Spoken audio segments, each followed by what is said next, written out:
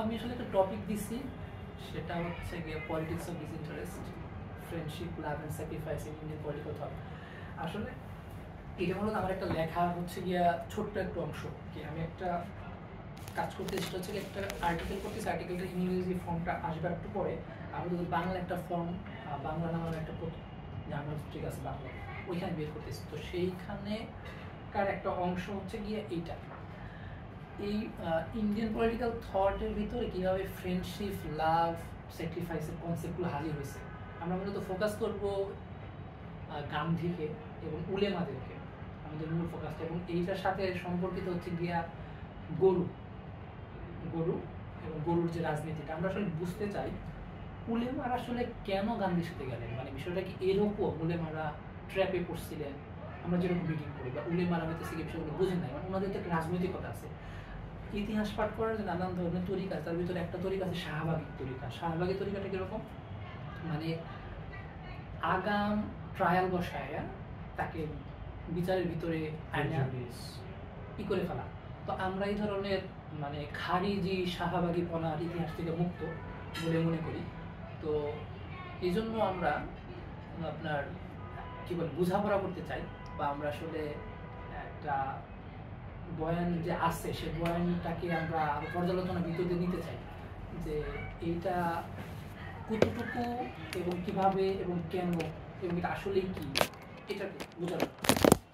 এখানে কারো দোষ বা গুণ, সত্য বা মিথ্যা, এরকম কোনো কিছু বুঝতে আমরা আসি বা এটা খোঁজার চেষ্টা আমরা করবো না। আমরা শুধু বুঝতে চাবো ওই সময়টার সাপেক্ষে ওনাদের রোলটা, ওনাদের বাসনাটা, ওনাদের রাজনৈতিকতাটা কীভাবে হাজির হইতেছিল আর কি। তো এই জন্য আমি প্রথমে পলিটিক্স অফ ডিসইন্টারেস্ট শব্দটা রাখছি, মানে নিঃস্বার্থের রাজনীতি। আর নিঃস্বার্থের রাজনীতি থাকলে একটা স্বার্থের রাজনীতি আছে। তো নিঃস্বার্থের রাজনীতি এবং স্বার্থের রাজনীতি শব্দটা আমি ধার করছি ফয়সাল দেবজির কাছ থেকে। ফয়সাল দেবজি অক্সফোর্ড ইউনিভার্সিটির হিস্ট্রি টিচার, খুবই বিখ্যাত। তো দেবজি বিখ্যাত এই কারণে, দেবজির আমার মুগ্ধতা নাই, কিন্তু এইটা আমার কাজে লাগতেছে এই জন্য আর কি। তো আর হচ্ছে গিয়া দেবজি ইন্টিমেসি নিয়েও আলাপ করছেন। আমি ইন্টিমেসি নিয়ে দেবজির আলাপটাকে আরও মানে আরেকটু ভিন্ন জায়গা থেকে দেখা ট্রাই করতেছি, বেঙ্গলের সাপেক্ষে, ওভারঅল ইন্ডিয়ান পলিটিক্যাল থটের সাপেক্ষে। দেবজি উলেমাদের আলাপগুলো আনেন না এখানে ওরকমভাবে। আমি আসলে এগুলোকে আর্টিকুলেট করছি একটার সাথে একটা, এবং আমি দেখাবো যে হচ্ছে গিয়া এই পলিটিক্স অফ ডিসইন্টারেস্ট হঠাৎ করে আসমান থেকে নাজেল হয় না ওহি আকারে। এটা ছিল মুঘল সালতানাতে আওরঙ্গজেবের উল্টো দিকে যে ব্যক্তি ছিলেন, দারাশিকোর পুনরুৎপাদন ঘটে, বা দারাশিকো হাজির হয় গান্ধীর ভিতরে কিভাবে, এবং সেটা আমরা দেখব মানে পলিটিক্স অফ ডিসইন্টারেস্টের আলোকটার ভিতরে। তো প্রথমেই যেটা বলতেছিলাম, আমার এখানে যে আলাপটা আনছি, যে ইন্ডিয়ান পলিটিক্যাল থটের ভিতরে ইন্টারেস্ট এবং ডিসইন্টারেস্ট, স্বার্থ এবং নিঃস্বার্থের উপর ভিত্তি করে দেবজি কয়েকজনের আলাপ আনছেন। আমি আসলে আলাপ করবো স্পেশালি গান্ধী, এবং গান্ধীকে নিয়ে আমার মূল ফোকাস। তারপর আরও চারজনের ভিতরে একজন হচ্ছে গিয়া আম্বেদকর, দ্বিতীয়ত হচ্ছে গিয়া সাভারকর, তৃতীয় হচ্ছে গিয়া জিন্না, চতুর্থ হচ্ছে ইকবাল। তো ইকবালকে পর্যন্ত বাদ দিয়ে রাখতেছি, ইকবালকে আমার মতো দরকার নেই। আর প্রথম তিনজনের ছোট ছোট কয়েকটা মানে 2 লাইন 3 লাইনের ভিতরে ওটা বলে ফেলবো, কারণ ওটা বেশি সময় দেওয়া শুরু হয়, কারণ আমাদের অনেক দূর যেতে হবে। তো আম্বেদকর মনে করেন যে হিন্দু এবং মুসলিম এরা আসলে ধর্মীয়তার কারণে, ধর্মের কারণে এরা বিচ্ছিন্ন। তো আম্বেদকর এটা মনে করেন, এবং এই মনে করার কারণে উনি দেখাইতে চাইতেছেন যে এই বিচ্ছিন্নতা ধর্মদেরকে তৈরি করে দিছে, বা ধর্মের কারণে বিচ্ছিন্ন হয়ে গেছে। এই জন্য ওরা স্বার্থ, দুনিয়াবী স্বার্থ, ওটার পর এই জিনিসটা বুঝেন না। ওরা আসলে এক ধরনের মানে এই ম্যাটেরিয়াল প্রফিট বুঝতে নাকামিয়াব। তো এইটা ওনার আম্বেদকরের বলার কারণ আছে। আম্বেদকর আনটাচেবল একটা সোসাইটি থেকে, মানে সোসাইটির রিপ্রেজেন্টেটিভ। আম্বেদকরের লড়াই করতে হইতেছে গান্ধী এবং কংগ্রেসের সাথে এখানে। তো এই কারণে আম্বেদকরের দোষ গুণ আমাদের আলাপ না, জাস্ট বলতেছি যে আম্বেদকরের বাস্তবতাটা। তো আম্বেদকর স্বার্থের আলাপটা করতেছেন তার ওই যে দলিত ক্যাটাগরিটা, আমরা যেটাকে অনেকে যেটাকে সাবঅর্ডিনেট ক্যাটাগরি বলতে চাই বা বলবে, আনটাচেবল ক্যাটাগরি, শিডিউল কাস্ট, এই জায়গা থেকে। তো এই জায়গা থেকে স্বার্থের আলাপটা কেন? কারণ Indian society is a caste problem. আর গান্ধী বা কংগ্রেসের যে হচ্ছে গিয়া কাস্টকে বজায় রাখার যে একটা পলিটিক্স ছিল, আমরা যে এখন রিসেন্ট টাইমে দেখবো ভারতে বিজেপির উত্থান কেন ঘটছে রে ভাই? মানুষজন মনে করে যাচ্ছে গিয়া ভারতে বিজেপির উত্থান ঘটছে আসলে একটা কি বলে অ্যাক্সিডেন্টলি ঘটে গেছে এটা, কিংবা হইতেছে গিয়া মনে করে যে বিজেপিও হইতেছে গিয়া ব্রাহ্মণ্যবাদী। বাট বিজেপি কিন্তু ব্রাহ্মণ্যবাদী না। বিজেপির যে মানে প্রধান যিনি তাত্ত্বিক আকার যাকে ভাবার বিনায়ক দামোদর সাভারকার, তিনি কিন্তু কংগ্রেসের এই ব্রাহ্মণিক হায়ারার্কি কাস্ট পলিটিক্সের এগেনস্টে ছিলেন। উনি আসলে হিন্দুইজমকে মানে মডার্ন ওয়েতে ইন্টারপ্রেট করতেছিলেন থ্রু ইউরোপিয়ান ন্যাশনালিজম যে কনসেপ্টের উপর ভিত্তি করে। তো ওনাদের একটু পরে করি আমরা। তো এই কাস্টের আলাপটা, স্বার্থের আলাপটা আম্বেদকর বলতেছেন যে আমাদেরকে উনি একটা আপনার চিঠি লিখছেন হচ্ছে ইয়াকে, ওই সময়কার যে ক্যাবিনেট মিশন চলতেছিল পাকিস্তান হবে কি হবে না যারা ই করবে তাদের একজনকে। এখানে তিনি বলতেছেন চিঠিতে ফার্স্টে, to my mind it is only to write to say that the Hindus and Muslims today mentally incomplete to decide upon the destiny of this country. Both Hindus and Muslims are just cowards. It must be within your experience that a coward is less moved by material profit than by passion collectively shared. পুরোটা না বললাম, just হালকা বললাম আর কি। তো এই যে Alexander সাহেব উনি বলতেছে যে আসলে ওরা বিচ্ছিন্ন, ওরা বুঝে না, বা ওরা মানে এই মুহূর্তে ওদের দ্বারা এটা পসিবল না করা। ওদের এইটার ভিতর দিয়ে আসলে আম্বেদকর একটা মানে থার্ড পার্টি, আমাদের এখন দেখুন নন বাইনারি বলা একটা ক্যাটাগরি আছে, মানে দুইটাই বাইনারি, আমরা থার্ড পার্টি, আমরা সমাধান করে দেবো। থার্ড পার্টি পজিশন, তত্ত্বাবধায়ক পজিশন, যদি তত্ত্বাবধায়ক সরকার দেশে নাই, যে তত্ত্বাবধায়ক বা থার্ড পার্টি পজিশনের চেষ্টা করছে, এটা একটা কলোনিয়াল রোল।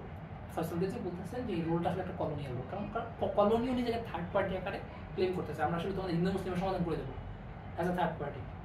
তো আম্বেদকরের এইটা, আম্বেদকর আবার দলিতদের নিয়ে কংগ্রেসের যে পজিশন, এটা নিয়ে একটা দুর্দান্ত লেখা লিখছে। দুর্দান্ত লেখা এই কারণে, মানে এতে কংগ্রেসের যে কাস্ট সেন্ট্রিক যে পলিটিক্যাল প্রপোজিশন ছিল বা ওদের যে ডিজায়ার ছিল, ওইটাকে মানে প্রবলেমেটাইজ করে। তো আম্বেদকরের পরে আমরা যাবো জিন্না এবং সাভারকারের কাছে। জিন্না এবং সাভারকার বোথ অফ দেম দুইজনই মনে করেন যে আসলে হিন্দু মুসলিমের এত প্রীতি জিনিসটা খুব ভালো কথা না। কেন? কারণ এই হিন্দু মুসলিমের অতি প্রীতির কারণে এই তারা নিজেদের যে মানে কি বলে ম্যাটেরিয়াল প্রফিট বা তাদের যে ইন্টারেস্ট, এই ইন্টারেস্টটা সলভ করতে পারতেছে। সাভারকার মনে করে যে ইন্টিমেসি কারণে, অধিক ইন্টিমেসি কারণে হিন্দু মুসলিমের ভায়োলেন্সটা হইতেছে। তার মানে সাভারকার এবং জিন্না দুইজনের পজিশনের জায়গা সেম মনে হতে পারে।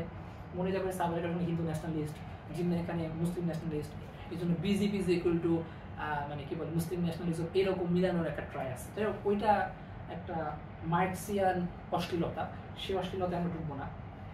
কিন্তু কি বলে এটাকে, আমরা এখানে শুধু ফোকাস করবো জিন্না স্বার্থ বিষয়টা কীভাবে আদেশ করছে। এখানে জিন্না কি শুধু আমরা রাখতেছি, জিন্না আসলে একটা মেটাফরিক জায়গা থেকে বলছেন যে স্বার্থ বলতে বুঝাইতেছেন দুই ভাইয়ের যদি ঝগড়া হয় সম্পদ নিয়ে, বাবার সম্পদ নিয়ে বা উত্তরাধিকারের ঝামেলা নিয়ে, তো এটার সমাধান কি? এর সমাধান হচ্ছে কি, কারণ ভাই তখন এনিমি হয়ে গেছে সম্পদের জন্য, স্বার্থের জায়গা থেকে। তো এটার সমাধান হচ্ছে কি আইনি জায়গা থেকে যদি আমরা বিবেচনা করি, একটা মীমাংসা বা একটা মীমাংসা হইতে পারে, একটা কন্ট্রাক্ট হইতে পারে, একটা চুক্তি হইতে পারে। এই চুক্তিটা একটা ফ্রেন্ডশিপের কন্ডিশন তৈরি করে। তখন আমার ভাই যে সম্পদের জন্য এনিমি হয়ে গেছে, সেটা আবার নতুন করে ফ্রেন্ড হইতে পারে। এটা আবার ডিফারেন্ট টাইপস অফ ফ্রেন্ডশিপ, যেটা বেসড অন সোশ্যাল কন্ট্রাক্ট বা হচ্ছে কি একটা ল বেসড। তো এই যে জিন্নার প্রস্তাব যেটা মতো সোশ্যাল কন্ট্রাক্টের বিষয় আর কি, মানে একটা সামাজিক চুক্তি বা সমাজপত্তন নামা বলা যেতে পারে সলিমুল্লাহ খানের শব্দে। তো এই যে জিন্না একটা মীমাংসা কথা বলতেছেন, কারণ আসলে একসাথে থাকা সম্ভব না, আলাদা হইতে হবে। তো এই যে আলাদা সংসার করা, আমি তো আসলে আমার প্রতিবেশী হিন্দুকে মেয়ে নাই করে ফেলতে পারবো না, আমার প্রতিবেশী হিন্দু আমাকে মেয়ে নাই করে ফেলতে পারবো না। তারপরে একটা সোশ্যাল পলিটিক্যাল কালচারাল এনার্জি চলতে থাকবে। তো এটা থেকে কি ভালো, একটা সোশ্যাল কন্ট্যাক্ট করা ভালো না?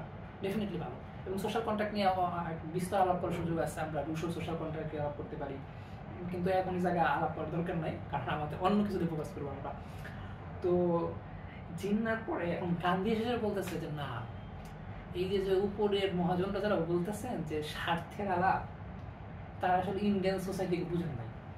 তারা বলতেছে আপনারা ইন্ডিয়ান সোসাইটিটাকে ইউরোপিয়ান লেন্স দিয়ে দেখতেছেন।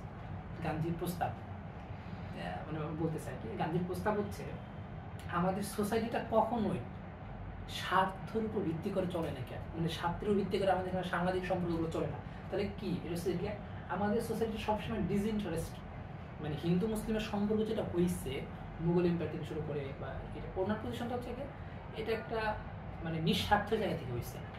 তো আমাদেরকে নিঃস্বার্থে রাজনীতি করতে হবে। নিঃস্বার্থে রাজনীতি করতে এসে গান্ধী তার স্বরাজের ওইখানে একটা খুব ইন্টারেস্টিং কি লিখছেন। উনি বলতেছেন যে আমরা এমন একটা ফ্রেন্ডশিপ করতে চেয়েছি যে ফ্রেন্ডশিপটা কোনো শর্তের অধীন থাকবে না, মানে আমি শর্ত করে কারোর সাথে পীড়িত করুন না, আমি শর্ত করে কারোর সাথে বন্ধুত্ব করুন না, প্রথম কাজ। কারণ শর্ত করে পীড়িত করার বন্ধুত্ব করার ঝামেলা হচ্ছে কি, বিসিএস করার পরে আমি বিয়ে করুন, এই শর্ত দেওয়া মানে হইতেছে গিয়া ঝামেলা, পরে বিসিএস না হলে পরে বিয়ে করা হবে না, ঠিক আছে, নানান ঝামেলা তৈরি হবে, আরেকটা বার্ডেন। গান্ধীর প্রপোজিশন মনে হতে পারে মানে ভালো, মানে ভালো মন্দের বিচার অনেক করতে, আমাদের ভালো মন্দের বিচার নেই এখানে। তো গান্ধীর এই পজিশনটা আমরা যত একটা বয়ানে দেখতে পাই। গান্ধী বলতেছেন যে বাংলায় বলি, সেটা হচ্ছে গিয়া, আমি চাই না এমন কোনো মুসলিম গরু কুরবানি মানে চুক্তি করে আমার সাথে না করুক, মানে ও গরু কুরবানি দেওয়া থেকে বিরত থাকুক, আমার সাথে চুক্তি করার ভিতরে, এটা আমি চাই না। তাহলে সে কি চায়? সে চায় আমি এমন একটা বন্ধুত্ব চাইতেছি যেখানে মুসলিমই নিজে থেকে গরু কুরবানি দিবে না। এই হতেছে অবস্থা। তার মানে কি, এমন একটা বন্ধুত্ব যে বন্ধুত্বে মুসলিম নিজে গরু কুরবানিটা দিবে না, কেন? কারণ for the sake of friendship, কারণ গুরু এখানে সিম্বল কিসে, ফ্রেন্ডশিপের প্রতীক হইতেছে, তাই না, প্রমিস অফ ফ্রেন্ডশিপ। তো এই যে গান্ধীর প্রপোজিশন এরকম ইন্টারেস্টিং এর কারণে, কারণ এই যে পলিটিক্স অফ ডিসইন্টারেস্টের জায়গা থেকে আমরা খিলাফত আন্দোলনের পুরো বিষয়টাকে বুঝতে পারবো প্রপারলি। এই যে গান্ধী যে বললেন যে আমরা মানে নিঃস্বার্থে রাজনীতি করবো, এটার উৎসটা কি? এটার উৎস হচ্ছে গিয়ে ভগবত গীতা।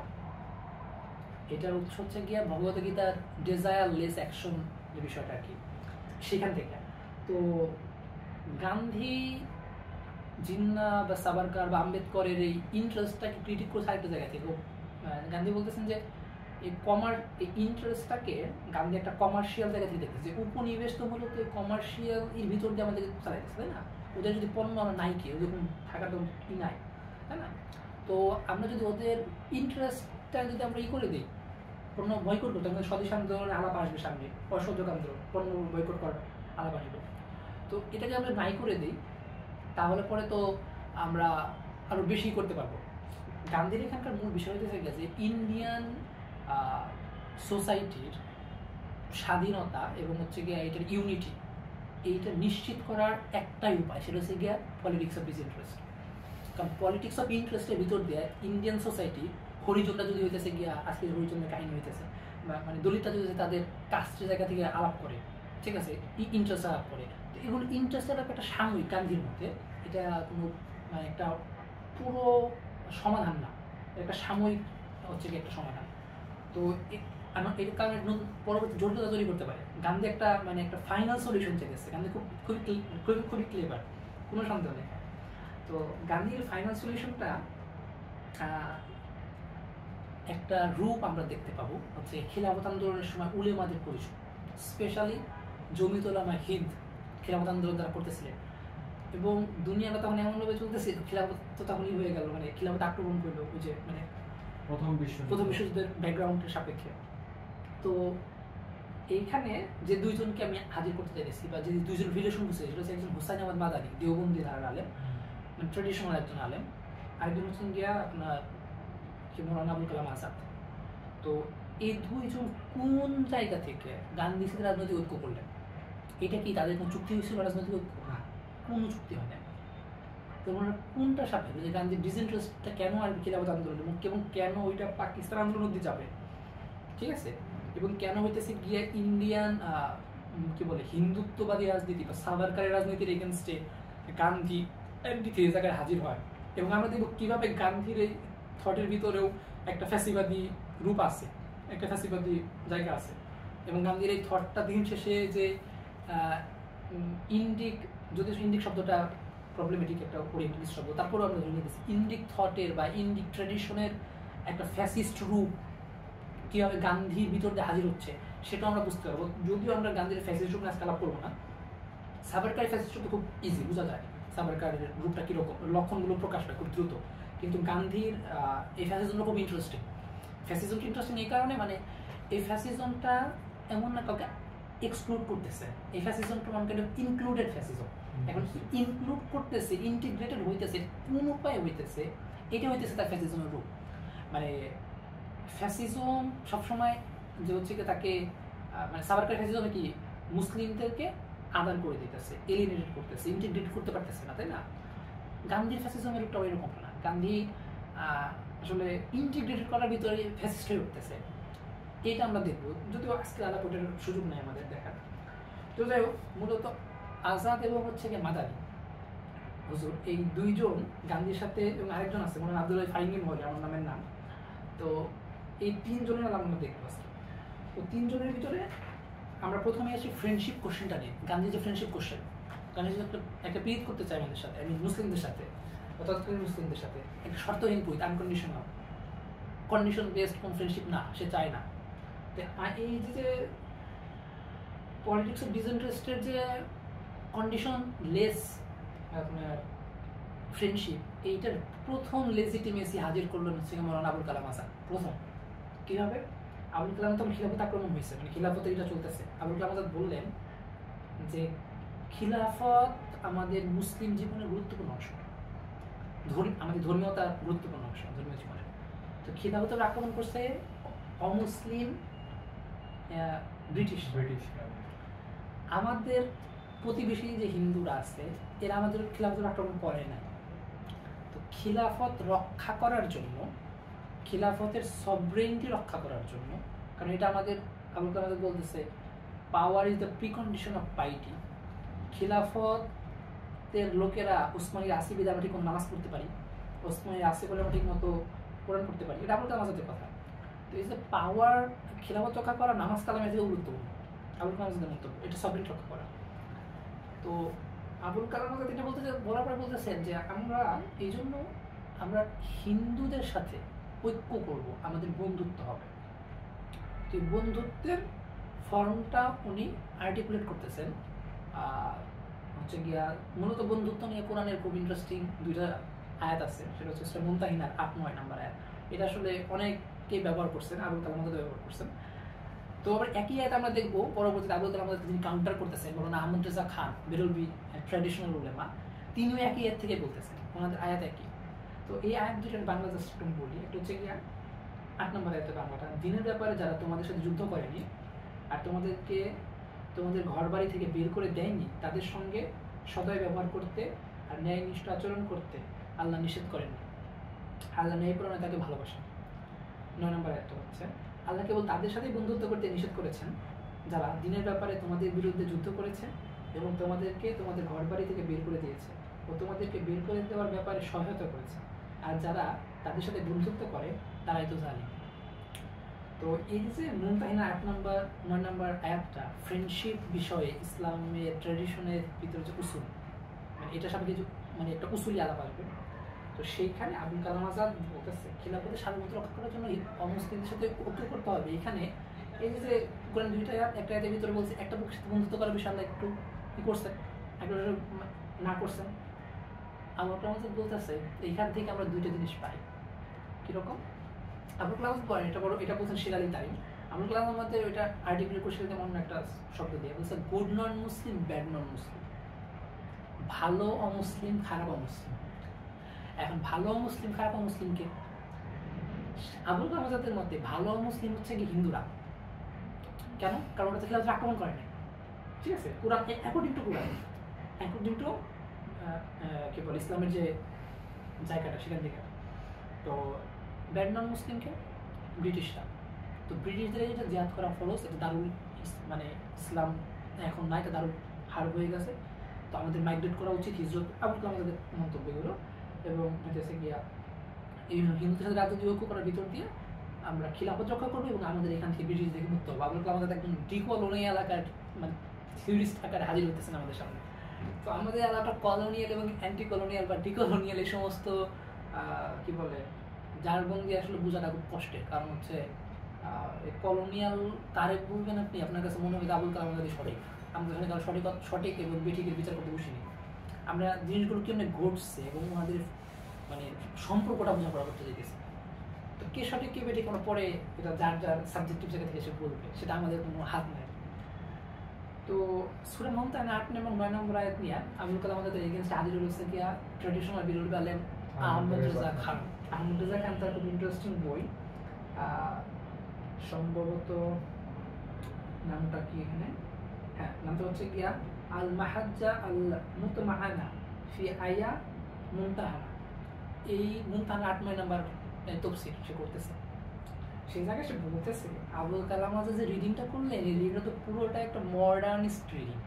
প্রথমে খারিজ আর মৌলানা কি বলে আহমদ রেজা খান বিরোধী কিন্তু মারাত্মক কি ছিলেন, মানে আপনারা যে ইরাক তুর্কিতে আব্বাসী সাহেবকে তো ছিলেন, যিনি একটু পর পর একটু গরম হয়ে যান।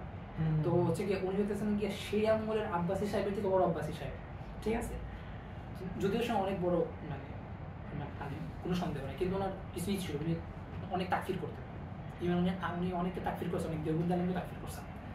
তো এই উনি বলতেছেন যে আবুল কালাম আজাদ যেটা কইতেছে, উনি কি এটা কুরআনের যে তাফসীরের ভিতরে দিন সবচেয়ে অগ্রগামী যে ব্যক্তি আব্দুল্লাহ ইবনে আব্বাস, তার এই বয়ানটা খেয়াল করছেন তিনি না দেখে এটা বলে ফেলছেন।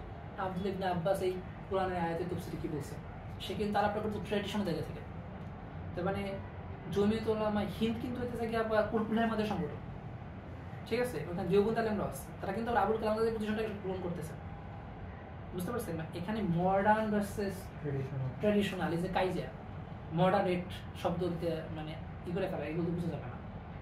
আমরা দেখবো এটা আরো সামনে আরো হাজির হবে, কেমন এটা আরো বোঝা যাবে না। তো এই যে ট্র্যাডিশনাল জায়গা থেকে আহমদ রেজা খান বলতেছে আব্দুল্লাহ ইবনে আব্বাস এটা এই আয়াতের একটা অংশ ই করতেছেন, those unbelievers who do not fight you on account of your faith and neither drive you forth from your homes। এই যে অংশটুকু, এই অংশটুকুর বলতে আব্দুল্লাহ ইবনে আব্বাস বোঝাইছেন এখানে 3টা ক্যাটাগরির কথা। ফার্স্ট ওয়ান সেটা হচ্ছে এখানে যে সমস্ত মানে ইরা মুসলিমরা ইতে হিজরত করেন না, গুজরাটে হিজরত করেন না, মক্কায় রয়ে গেছিল একটা অংশ। দ্বিতীয় অংশ গিয়া বনু খুজার সাথে রাসূল সাল্লাল্লাহু আলাইহি ওয়াসাল্লামের চুক্তি ছিল। 3 নম্বর অংশ হচ্ছে গিয়া আপনার অমুসলিমদের পরিবারের নারী এবং শিশু। তিনি কোশ্চেন করতেছিলেন হিন্দুরা উপরিক্ত 3 ক্যাটাগরির কোথায় পড়ে, তিনি বলছেন কোনো জায়গাতেই পড়ে না। তারপরে আহমদ রেজা খান প্রস্তাব করতেছেন যে তাহলে আমরা এই ফ্রেন্ডশিপ বিষয়টা কিভাবে বুঝবো? আল্লাহ তো কোরআনে যেটা দিচ্ছে, একটা বলছে বন্ধুত্বের বিষয়ে হ্যাঁ, একটা বলতেছে যে না, তারপরে কিভাবে বুঝবো? আগে এই জিনিসটা বলে নি, সেটা হচ্ছে কি আবুল কালাম আজাদ কিন্তু এখানে পলিটিক্যাল থিওলজি করতেছে। পলিটিক্যাল থিওলজি কিরকম, মানে আপনার কার্ল স্মিথের দ্য কনসেপ্ট অফ পলিটিক্যাল মূলত ডিস্টিংগুইশিং বিটুইন ফ্রেন্ড এবং এনিমি। আবুল কালাম আজাদ তার ফ্রেন্ড হিসাবে হাজির করতেছে হিন্দুদেরকে এবং এনিমিকে হাজির করতেছে ইংরেজদেরকে। সেটা মানে পলিটিক্যাল থিওলজির একটা জায়গা আর কি। একই আবার আহমেদ রেজা খানও পলিটিক্যাল থিওলজি করতেছে।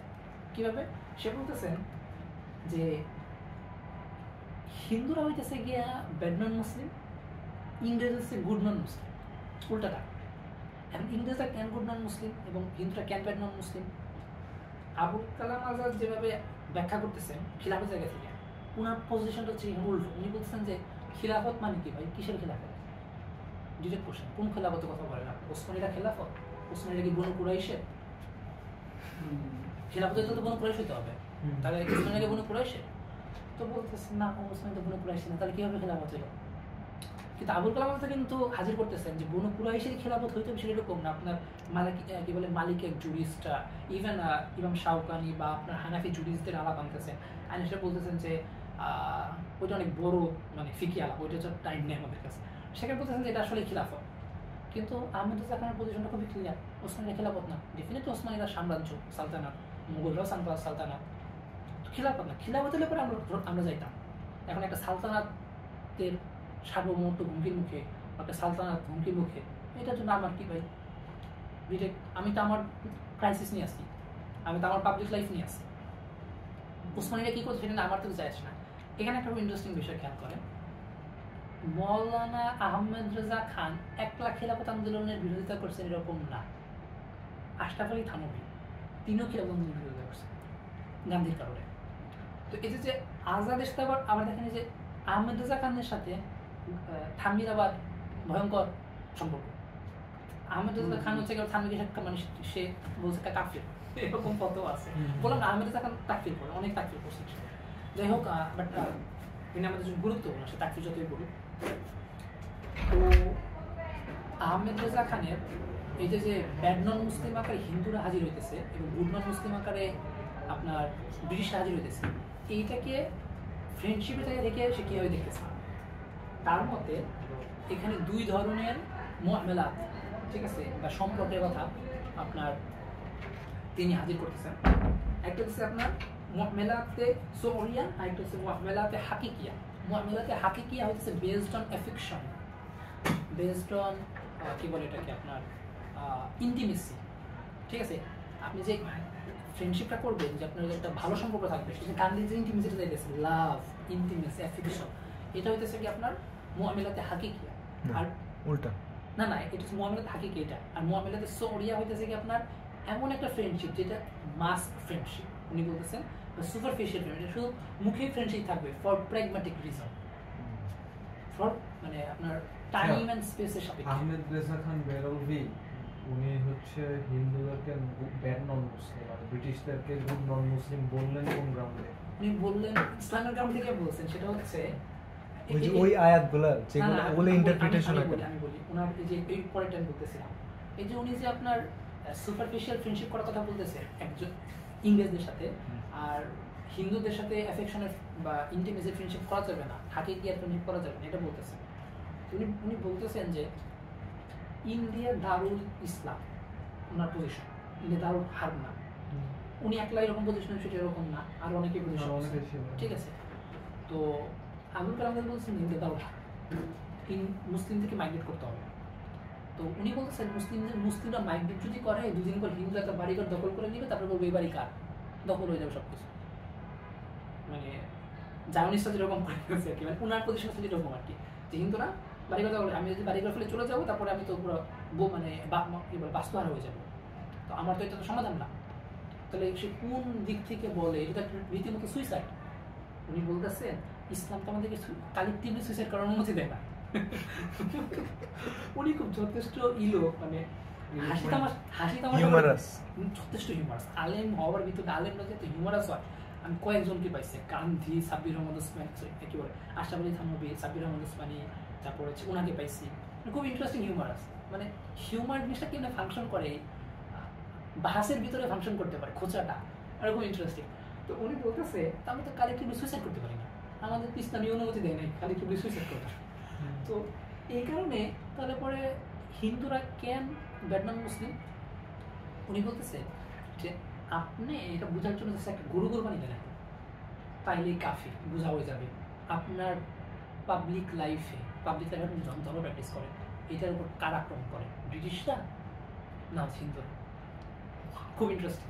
আর তখন পুরো জুনাগড়, রেঙ্গুন, রাজস্থানের বিভিন্ন জায়গা, তারপরে বিহার, বিভিন্ন জায়গাতে মুসলিমদেরকে গরুর কারণে পিটে মারতেছে, ব্যাপক ভয় অবস্থা। গরু তখন একটা ভয়ঙ্কর ইস্যু আকারে হাজির হয়েছে। গোরক্ষা আন্দোলন তো খুব বিখ্যাত, বাংলাদেশ গোরক্ষা আন্দোলন, দয়ানন্দের যে বিষয়টা 19 শতকের শেষ দিকে, 1880 রিসেন্টলি তৈমুর একটা কাজ করছে। তৈমুর একা কাজ করেন, আরো অনেকে কাজ করছে। কি বলে আর কয়েকজনের নাম, তৈমুর কি নিয়ে কাজ করছে, রোহিতদের কাজ করছেন, বা তৈমুর মেবি তোমার একটা চ্যাপ্টার আছে, আমি আসলে পিএইচডি পড়ি নাকি জানি না, বাট একটা মুখ চ্যাপ্টার আছে গরুর উপরে, বাংলার গরু রাজনীতিটা। বাংলার গরু রাজনীতি হচ্ছে মূলত দেখা যাচ্ছে মেজরিটি এমন তো হইতেছে হিন্দু, তো ও তো সংকটে ভুগতেছে। পাকিস্তান আমলে গরু কুরবানি দূর হয়ে একটা কাজ ছিল। তো এতে বিষয়টা কি যে ওটা অন্য আলাপ। তো এই জন্য বুঝলেন গরু একটা কাফি আমাদের এই বোঝার জন্য। গরু যদি আমরা একটা কোরবানি দেই, যারা বলছে বন্ধুত্বের কথা ওদেরকে নিয়ে আসেন, ওদেরকে পিটাবে, মানে আজাদদেরকেও নিয়ে আসেন, ওদেরকেও পিটাবে। তখন আজাদ দেখবে না, ও মানে আজাদ যে বন্ধুত্বের কথা সেটাও দেখবে না, তার পজিশন আছে। তো উনি এটা বলার পরে বলতেছে আসলে হিন্দুদের সাথে আমাদের সম্পর্ক হতে পারে ওনার অবস্থা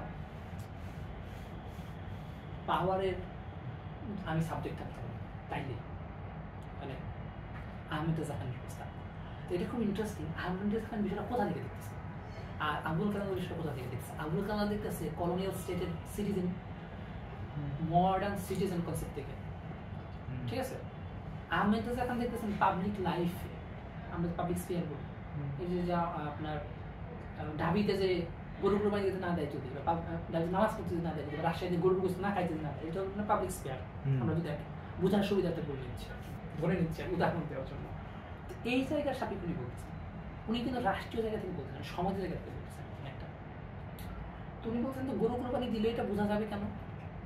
তো এইটার একটা ইন্টারেস্টিং ব্যাকগ্রাউন্ড আছে। ওই একই টাইমে জমিতুল উলামায়ে হিন্দ এবং আবুল কালাম আজাদ, মৌলানা আব্দুল কারিম মওলালী, এনারা বলতেছে খিলাফত রক্ষা করার জন্য যদি আমাদের হিন্দুর সাথে রাজনৈতিক ঐক্য করতে হবে, আমাদের সাথে বন্ধুত্ব করতে হবে। তো এই বন্ধুত্বের ভিত্তি কি, যে বললাম গান্ধী যে ডিসইন্টারেস্টের কথা বলে, নিঃস্বার্থের কথা বলতেছে। তো গান্ধী কি বলতেছে যে আমি ওকে শর্ত দিব না, আজাদ মাদানিকে আমি কোনো শর্ত দিব না আমার সাথে বন্ধুত্ব করার জন্য। আজাদ মাদানি নিজ থেকে করবে এটা, তাইলে পরে আমাদের বন্ধুত্ব হবে, তাছাড়া বন্ধুত্ব সম্ভব না। তো আজাদ মাদানি নিজ থেকেই করছেন। কেন? কারণ আজাদ মাদানি তো বাস্তবতা তৈরি হয়েছে এটা করার। খেলাফত রক্ষা করতে হবে, এক, এখানকার ইংরেজদের মুক্ত করতে হবে, দুই, মানে ইংরেজ মুক্ত করতে পারে। তো এই যে এমত অবস্থাতে আজাদ এবং মাদানি বা আব্দুল কারিম মওলালী, ইনারা জমিতুল উলামায়ে হিন্দ, কারণ ইনারা বলতেছেন যে গরু কুরবানি তো ওয়াজিব কোনো বিষয় না ইসলামে, মুবা ক্যাটাগরিক্যাল তো মুবা। তো এইটা আসলে না দিয়ে আমরা গরুস্থলে ছাগল বা অন্য কিছু কুরবানি দিতে পারি, এটা কোনো সমস্যা নেই। এবং এর ফলে কী হবে? এর ফলে হিন্দুদের সাথে আমাদের রাজনৈতিক ঐক্য হবে, হিন্দু মিন্স কংগ্রেস এন্ড গান্ধী। এবং এইটার ফলে কী হবে? আমাদের খিলাফতের সভরেন্টি রক্ষা পাবে, এক, আমাদের এখানকার রাজনৈতিক যে গঠনটা সম্ভব, দুই, খুব সুন্দর প্রস্তাব। মানে স্বাভাবিকভাবে যদি আজকালকার যারা নিউ মিডিয়াতে খেলাফতপন্থী যে সমস্ত ভাই বোনেরা আছে আর কি, তারা তো খুব পছন্দ করার কথা এটা, তাই না? স্বাভাবিক খেলাফত রক্ষা হবে, একটা ভালো গরু কুরবানির জায়গায় গরু গোশত খাওয়া হবে না তাদের। তো এই জায়গাতে আহমেদ রেজা খান বলতেছেন যে গরু কুরবানি ইন্ডিয়ান বাস্তবতা তো ওয়াজিব ফিকি ভাবে, আর এটা মুবা না। গরু কুরবানি ওয়াজিব, গরু কুরবানি কীভাবে ওয়াজিব হলো তার এটা সে বলছেন যে ইসলামের আর্লি পিরিয়ডে নারীদের মসজিদে যাইতে দেয় নাই, মানে প্রথমে মসজিদে দিয়েছে, পরবর্তীতে মসজিদে যেতে দেয় নাই। কেন? সেক্সুয়াল অ্যাট্রাকশনের কথা বলে, ফিতনার কথা বলে, তাই না? এই যে ক্যাটাগরি। তো এইটা যে জায়গা থেকে হয়েছে, যে কন্ডিশনের উপর ভিত্তি করে হয়েছে, নতুন মানে ইস্তেহাদ করতে হইলো, তাই না? মানে উনি মূলত নর্মেটিভিটি অফ ল এবং ইলাস্টিসিটি অফ ল এর যে একটা আলাপ, এটাকে উনি হাজির করতেছে। একটা স্ট্যান্ডার্ড ল উপর ভিত্তি করে কিভাবে কন্ডিশনের সাপেক্ষে ইউজ হয়েছে, মানে এগুলো হইতে পারে আর কি। তো উনি বলছেন যে ওই সময় যেভাবে মসজিদে যাইতো নারীরা, কিন্তু পরবর্তীতে নারীদেরকে ফিকিভাবে মসজিদে যাওয়া থেকে বাসায় আনলো, তো যে এটার উপর ভিত্তি করে সেইটা আমাদের ইন্ডিয়ান সাবকন্টিনেন্টে এই মুহূর্তে নতুন কন্ডিশন তৈরি হয়েছে, এরকম একটা। মানে এটা কিন্তু অ্যানালজিটা মূলত কন্ডিশনের জায়গা থেকে, এই কন্ডিশনে মূলত এখন আছে, এখন আর এটা মুভ আনা, অর্থাৎ গরু কুরবানি দিতে হবে, নাথিং এলস, গরুই লাগবে, অনলি গরু, আর কোনো কিছু না। গরু এর মতো ওয়াজিব হয়ে গেছে আমাদের জন্য। তো বলতেছে যে আহমেদ রেজা খান বলতেছে যে গরু হইতেছে গিয়া মুসলিমের সাথে অমুসলিমের পার্থক্যের জায়গায়, শিয়ারে ইসলাম বলতেছে এটাকে। তো এই শিয়ারে ইসলাম, আহমেদ রেজা খানের যে পজিশনটা, এই শিয়ারে ইসলাম গরু যে হইল, এবং গরু কোরবানি দিতে যারা না করতেছেন আমাদেরকে, তারা আসলে কি করতেছে? আহমেদ রেজা খান বলতেছেন তারা মূলত আমাদের ইসলামের হিউমিলিয়েশন করতেছে। হিউমিলিয়েশন কেন? কারণ তো ওয়াজিব, এবং ওয়াজিব জিনিসটা যদি আমি কারো চাপে না করি, তাহলে পরে তো এটা ইসলামিক হিউমিলিয়েশন। তিনি বলতেছেন সারিয়া যে মাকাসিদ, সে মাকাসিদ অনুসারে হিউমিলিয়েশন, ইসলামিক হিউমিলিয়েশন সারিয়া সহ্য করে না। তার মানে তাহলে আমাদের কাজ কি? তার আমাদের কাজ হচ্ছে কি, পাওয়ার জনপরিসরে ইসলামের যে পাওয়ার, যে প্রেজেন্স, এটাকে রাখতে হবে, এবং এটার সাথে সভরেন্টির সম্পর্ক, এটার সাথে সার্বভৌমত্বের সম্পর্ক। তার মানে আহমেদ রেজা খানের সার্বভৌমত্বের আলাপটা, এটা শেরালি তাই আলাপ করছেন মূলত, যে সার্বভৌমত্বের জায়গাটা মূলত পাবলিক স্পেয়ার বা পাবলিক লাইফের সাথে রিলেটেড, এভরিডে লাইফের সাথে এটা রিলেটেড। মানে মানে কি বলে, আপনি রেগুলার যে হইতেছে গিয়া গরুর গোস্ত খাচ্ছেন, বা আপনি যে নামাজ পড়তে চাইতেছেন, বা আদার্স কাজ, সমাজের যে কাজগুলো হয় মুসলিম আকারে, ঠিক আছে, এইগুলোর তার সাথে এভরিডে লাইফে সেই রাষ্ট্রীয় আলাপ কিন্তু করতেছে না এখন, সার্বভৌমত্ব রাষ্ট্রীয় আলাপ, যেটা পরবর্তী মালদুদিটা করতেছে পরবর্তীতে সেটা কিন্তু কিন্তু করতেছেন। উনি কিন্তু মারা গেছেন 22 সালে, ওনার এই বইটা লেখা 21 সালে। আমি যেটা নিয়ে এখন আলাপ করছি হচ্ছে আপনাদের কী বলে the finest view point of cow sacrifice. এটা হইতেছে কী বলে উর্দুটা হইতেছে গিয়া উর্দুটা হচ্ছে কি বলে যে উর্দুটা এখন মনে নেই কি যেন আর কি আপনার বাকরা একটা কি আছে। তো মূলত খানের মূল আলাপ হয়েছে গিয়া maintenance and preservation of Islam dominance and power public spare. তো এটা তো নাই হয়ে যেতেছে। শেরালি তাই বলতেছে যে আহমেদ রেজা খান কলোনিয়াল এই যে টাইমটা চলতেছিল তখন এম্পায়ার তো শেষ হয়ে গেছে, মুঘল এম্পায়ার। এই ক্রাইসিসে সভরেন্টির একটা ক্রাইসিসে মুসলিম পলিটিক্যাল সভরেন্টি হাজির করে দিয়েছে, যেটার সাথে পাবলিক লাইফের সম্পর্ক, ঠিক আছে।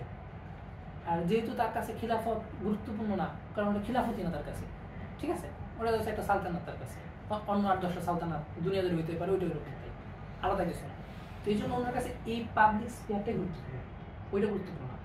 কিন্তু আজাদের কাছে ওইটা গুরুত্বপূর্ণ, কারণ আজাদ জায়গা দেখতেছেন রাষ্ট্রের জায়গা থেকে, নাগরিকের জায়গা থেকে, আর উনি দেখতেছেন সমাজের জায়গা থেকে। এখানে একটা বিস্তর ফারাক আছে, দুজনের জায়গাটা ডিফারেন্ট, কিন্তু আমাদের বোঝার এখানে কিছু গুরুত্বপূর্ণ বিষয় আছে। তো এই যে আহমেদ রেজা খান গুরু কুরবানির পক্ষে ইসলামের জায়গা থেকে ওয়াজিবের যে ইসলামের জুরিসপ্রুডেন্সের সাথে হাজির করলো, তারপরে খুব ইন্টারেস্টিং ভাবে আহমেদ রেজা খান ব্যবহার করতেছে কলোনিয়াল ল।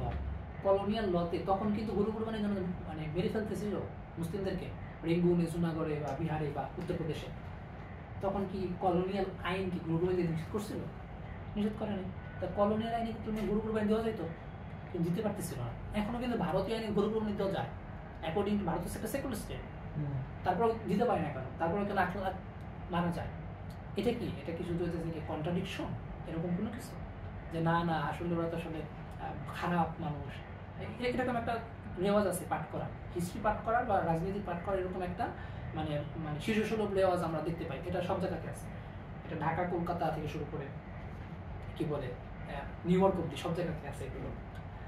তো এটা একটা জটিলতা। কি কেন জটিলতা? কারণ আপনার এই কি বলে এটাকে গরু কুরবানির মূল বিষয়টা, আচ্ছা আমি লাস্ট টাইম যখন কি বলছি ভুলে গেছি, মানে ওই যে সমাজের জায়গা থেকে রাষ্ট্রের থেকে নাগরিকের জায়গা থেকে। তো আহমেদ রেজা খান বলতেছেন যে কলোনিয়াল লতে গুরু কুরবানি দেওয়া তো নাই, মানে এটা নিষেধ নাই। তাহলে পরে আমার ধর্মীয় অধিকার, খুব ইন্টারেস্টিং লাইন এটা, আমার ধর্মীয় অধিকার হইতেছে গিয়া, রিলিজিয়াস রাইট হইতেছে গিয়া যে ওয়াজিব গুরু কুরবানি ফিকিভাবে প্রথমে এটাকে লেজিটিমেসি নিল এখান থেকে, তারপরে আমার ধর্মীয় অধিকারটা আদার্স একটা ধর্মীয় একটা গ্রুপ আমার ভায়োলেট করতেছে, খর্ব করতেছে। তো ল কি করে, ল কি এখানে মানে সরি টু সে পাল্টা ফালায় ওনার কথা, মানে আমি স্ল্যাং ইউজ করছি প্রবলেম নেই। তো এই যে ওনার আলাপ, লর এখানে কাজ কি দেয়, ওরা এখানে কি করে, ওরা তো কোনো কাজ সে দেখতেছে না। তো বলছে স্টেটের উচিত, কলোনিয়াল স্টেটের উচিত আমার রিলিজিয়াস রাইটকে এনশিওর করা। খুব এখানে একটা ইন্টারেস্টিং পয়েন্ট। তারপরে এখন তার ইন্টারপ্রিটেশন ইংরেজরা আরো ভালো বন্ধু। হ্যাঁ, তো এখানে সে বলতেছে যে এখন নিজের রাষ্ট্রের জায়গায় চলে যাচ্ছে।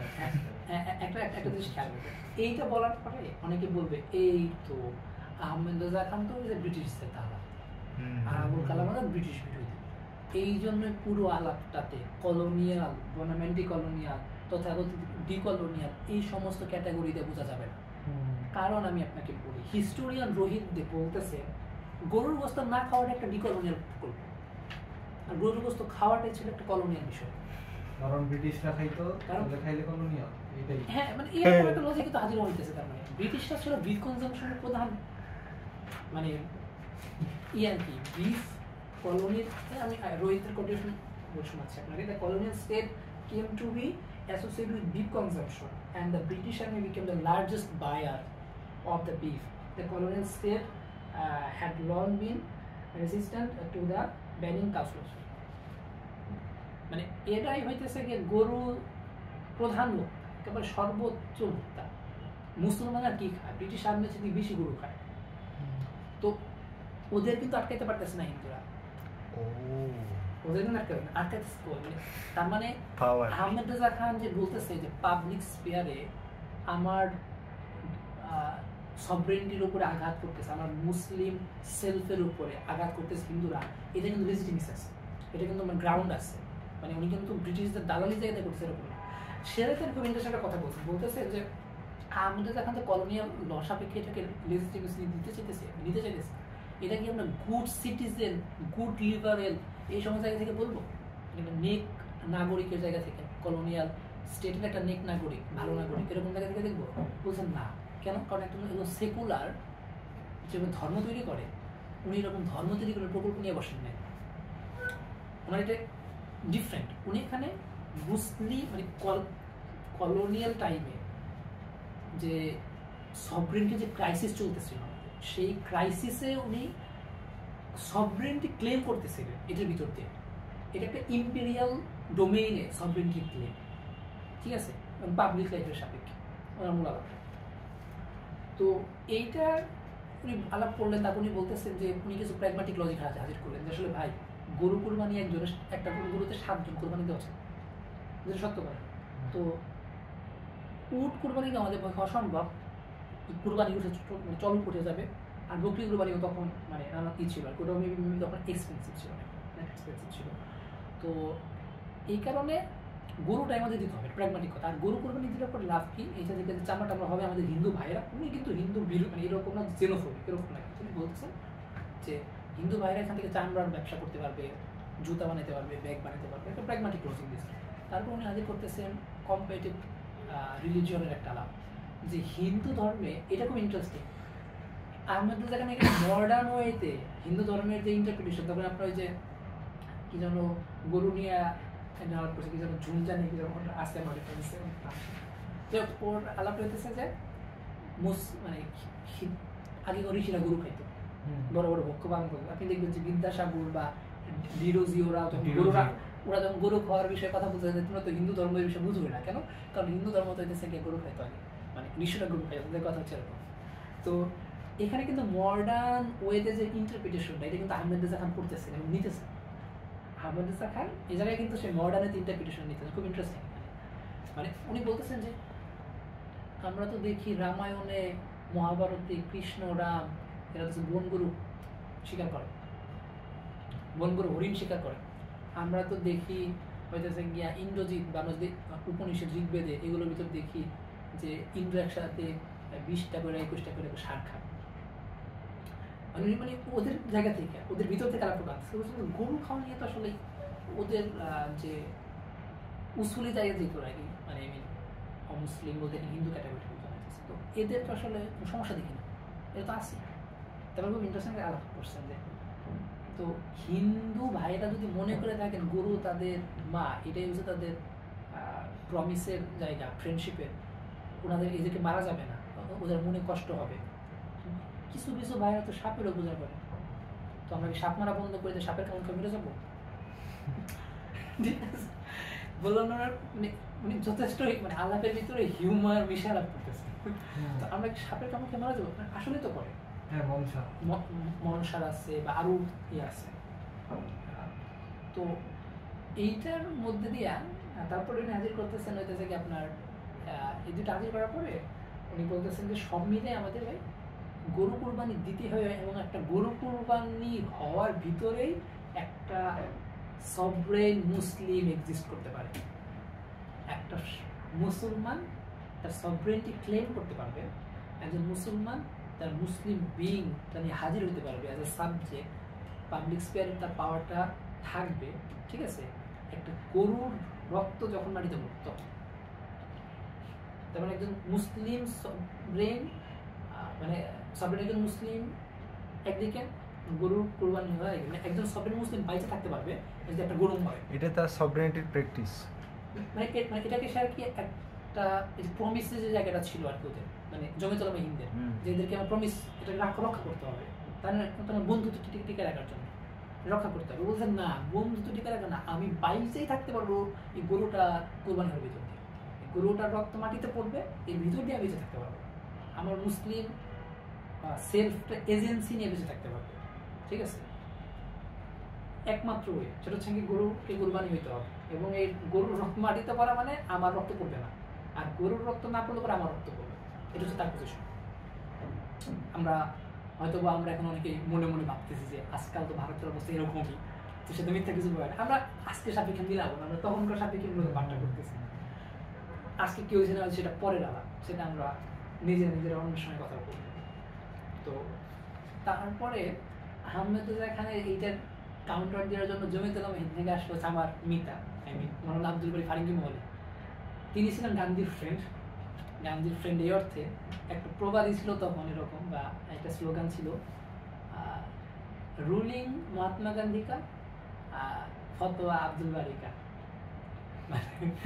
এরকম একটা কিছু, মানে শাসন করে হইতেছে মহাত্মা গান্ধী, আর এটা ফতোয়া, এটা লেজিটিমেসি দেওয়া হচ্ছে আব্দুল বারী। তো এরকম একটা ছিল। আব্দুল বারী লখনৌর বাসভবনে যখন হচ্ছে গিয়া গান্ধী যাইতো, তখন তিনি কখনো গরুর গোস আমি সেগুলো রান্না করতেন। এটা খুব ইন্টারেস্টিং, মানে খুব ভালো একটা ছিল, বন্ড ছিল আর কি। তো এ মৌলানা আব্দুল বারী ফারুকী মহলে এসে বলতেছেন যে ভাই, আমি ফতোয়া দিতে আসি নাকি, তো কি করতে আসছি, আমি প্রস্তাব নিয়ে আসি। প্রস্তাবটা কি? প্রস্তাবটা হইতেছে গিয়া আমাদের হিন্দু দেশে রাজনীতি করতে হবে খিলাফত রক্ষা করার জন্য, এবং এই খিলাফত রাজনীতি করবো, এই ঐক্য করার প্রমিস কি, বন্ধুত্বের প্রমিস হইতেছে গিয়া গুরু প্রেমিস। ঠিক আছে, এই প্রমিসটাকে আমাদেরকে কি করতে হবে আর কি, এটাকে রক্ষা করতে হবে। তো আমি মূলত একটা প্রস্তাব নিয়ে আসি, প্রস্তাবটা আসলে মানব কল্যাণ করবে, উভয়ের কল্যাণ করবে। আমি আসলে এই প্রস্তাব দিতে আসি নাই যে হইতেছে গিয়া জমি কি বলে এইটা ওয়াজিব কি ওয়াজিব না, যেটা আহমেদ রেজা খান করছে এটা সে করেন না। তিনি যেটা বলতেছেন যে আমাকে যদি গান্ধী বা হিন্দু ভাইরা বলে তুমি গরু কুরবানি দিও না, আমি অবশ্যই গরু কুরবানি দিব। আহমেদ রেজা খান দেখে নাই হয়ে গেল। তো আহমেদ রেজা খানের জিতা বা হারা, বা আজাদ আব্দুল বারীর জিতা বা হারা আমাদের আগ্রহ জায়গা, আমাদের আগ্রহ জায়গাটা আছে ডিসইন্টারেস্ট। গান্ধী যে ডিসইন্টারেস্টের কথাটা বলতেছিল, গান্ধী কি বলতেছিল যে আমি আমার কোনো শর্ত দিয়ে আমি চাই না আমার মুসলিম ভাইরা আমার সাথে যুদ্ধ করবে। ঠিক আছে, তাহলে পরে এখানে আব্দুল বারী ফারুকী মহলে কি করতেছেন, তিনি বলতেছেন যে আমাকে যদি গান্ধী বা হিন্দু বা কংগ্রেসটা বলে যে গরু কুরবানি দিয়েন না, আমি তাহলে গরু কুরবানি দিব। কেন? কারণ গরু কুরবানি তখন ওয়াজিব হবে। ও কিন্তু আহমেদ এখানে ফতোয়ার সাথে একমত শুরু করে ফেলছে অলরেডি। ঠিক আছে, কিন্তু এই যে করলো এটার ভিতরে কি হলো, গান্ধী যে পলিটিক্স অফ ডিসইন্টারেস্ট সেটার একটা ফলাফল আমরা দেখতে পেয়েছি না আব্দুল বারীর ভিতরে। তো এই পলিটিক্স অফ ডিসইন্টারেস্টটা আরেকটু সামনে তাই আব্দুল বারী বলতেছে ওকে ফাইন, আমরা মানলাম এটা মানে সমস্যাটা, কিন্তু আমি বিশ্বাস করি, তার বিশ্বাস আব্দুল বারী ফারুকী মনে বিশ্বাস তার হিন্দু ভাইয়েরা তাকে কখনো এটা করবে না, গরুর জন্য তাকে কখনো পিটাবে না, মারবে না, তাকে গরুর জন্য কিছু করবে না। খুবই সরল বিশ্বাস, খুবই ভালোবাসা আছে তার। যদি এখনকার ভারতে সে দেখতে পাই তাহলে আমি কি হতো। তো সেটা সমস্যা না, ভালোবাসা থাকতেই পারে। তিনি কিন্তু এখন আলেম, দর্শন নিজামের কিন্তু ইলো সে যারা পড়ানো হয় দর্শন নিজামের সাথে, এটা কিন্তু মৌলানা আব্দুল ফারুকী মহলের সাথে রিলেটেড, উনি সাথে রিলেটেড। তো আব্দুল ফারুকী মহলে বলতেছেন যে মুসলিমদের সাথে অমুসলিমদের পার্থক্য গরু না, খিলাফত। মুসলিমদের খিলাফত আছে, খিলাফতের সভরেন্টি আছে, অমুসলিমদের কোনো খিলাফতের সভরেন্টি কিছু নাই। তার মানে শিয়ার ইসলাম গরু না, খিলাফত। আর ওই সময় খিলাফত আন্দোলন, খিলাফত রক্ষা করতে হবে। তো খিলাফতের জন্য রাজনীতি করতে হবে, তাহলে গরু কুরবানি ওয়াজিব কিছু না, আমরা এটা ফিকিভাবে দেখি, এটা আসলে মুবাহ। আর তারপরে একটা ইন্টারেস্টিং করছে, একটা এলিটিজম হাজির করছে, খুব ইন্টারেস্টিং। এটা আমাদের এলিট ভাইদের জন্য কাজে লাগবে। বলছে আল্লাহর জন্য তো সে কুরবানি উত্তম যে কুরবানি অনেক এক্সপেন্সিভ, গরু তো এক্সপেন্সিভ কিছু না।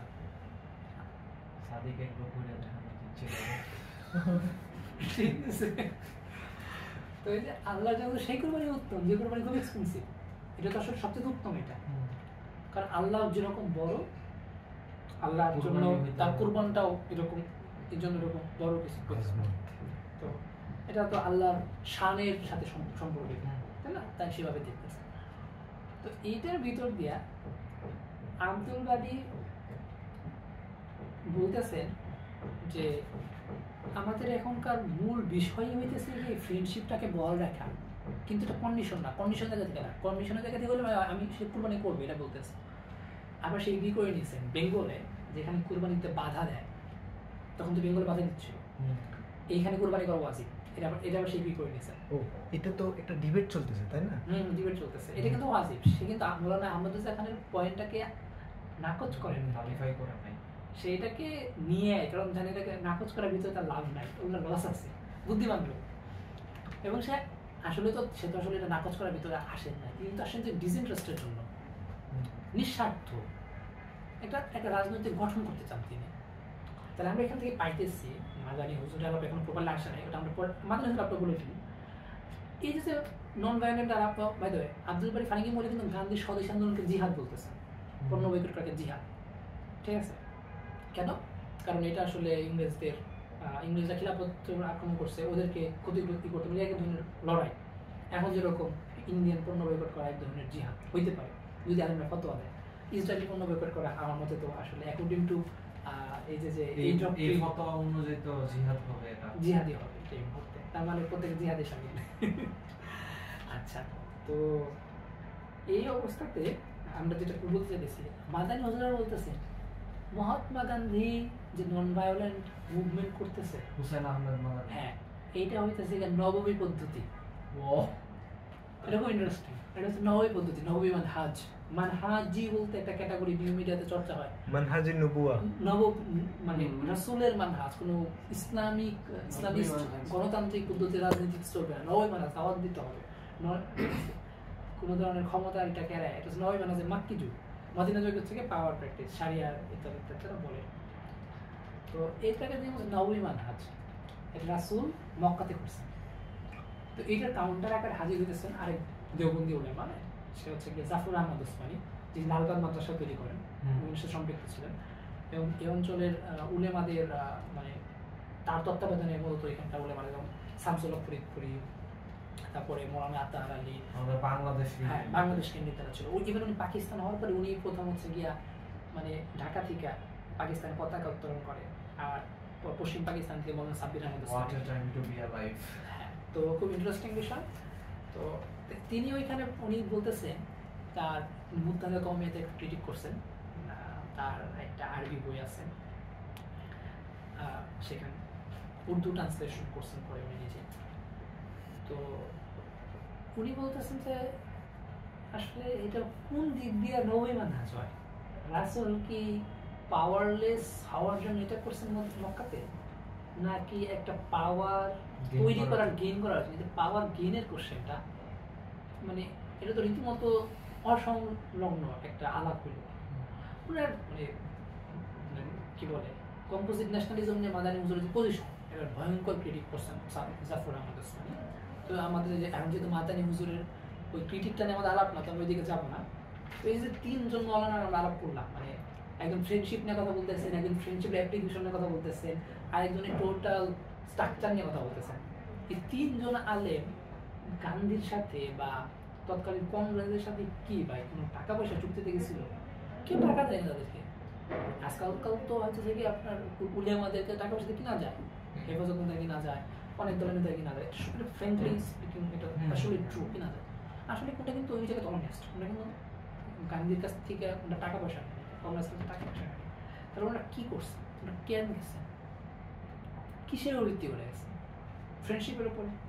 এই ফ্রেন্ডশিপে কিসের ভিত্তি করে হবে? লাভ অ্যান্ড স্যাক্রিফাইস। ওরা স্যাক্রিফাইস করতেছেন, গরু স্যাক্রিফাইস করতেছেন, গরু না খাবেন না বা গরু করবেন না, দিবেন না, ঠিক আছে? কিসের জন্য? For sake of friendship.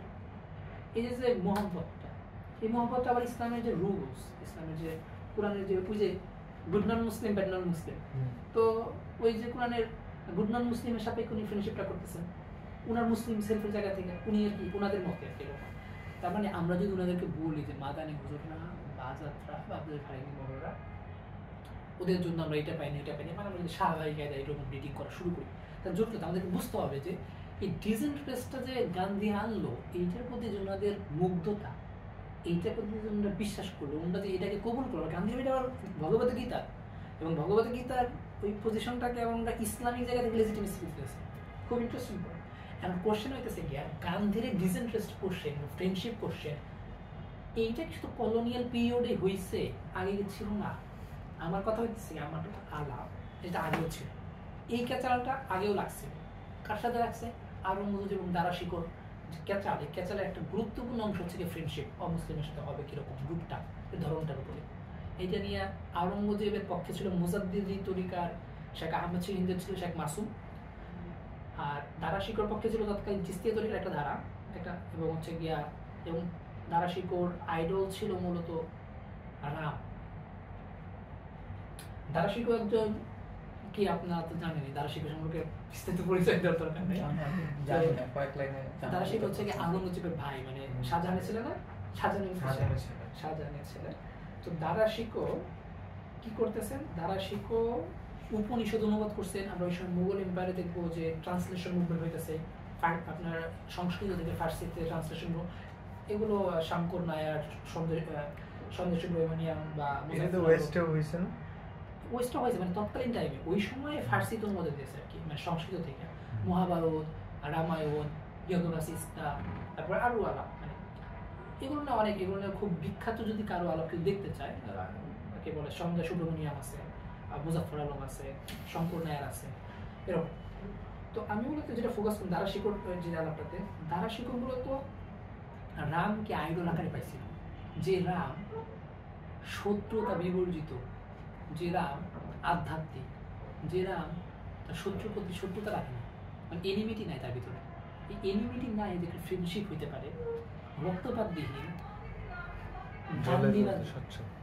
গান্ধীবাদী একটা মানে গান্ধীর আগে, গান্ধী বিফোর গান্ধী, আমরা এটা মানে নামকরণ করতে পারি। তো গান্ধী বিফোর গান্ধী যে আলাপটা, এইটার ক্ষেত্রে কিরকম হয়? তার মধ্যে কোনো টক্সিক ম্যাসকুলিনিটি না না, উনার ডিজাইরটা এরকম ছিল, দারা শিকোর ডিজাইরটা এরকম ছিল যে হইতেছে গিয়া, আমি একটা কোট করি জাস্ট।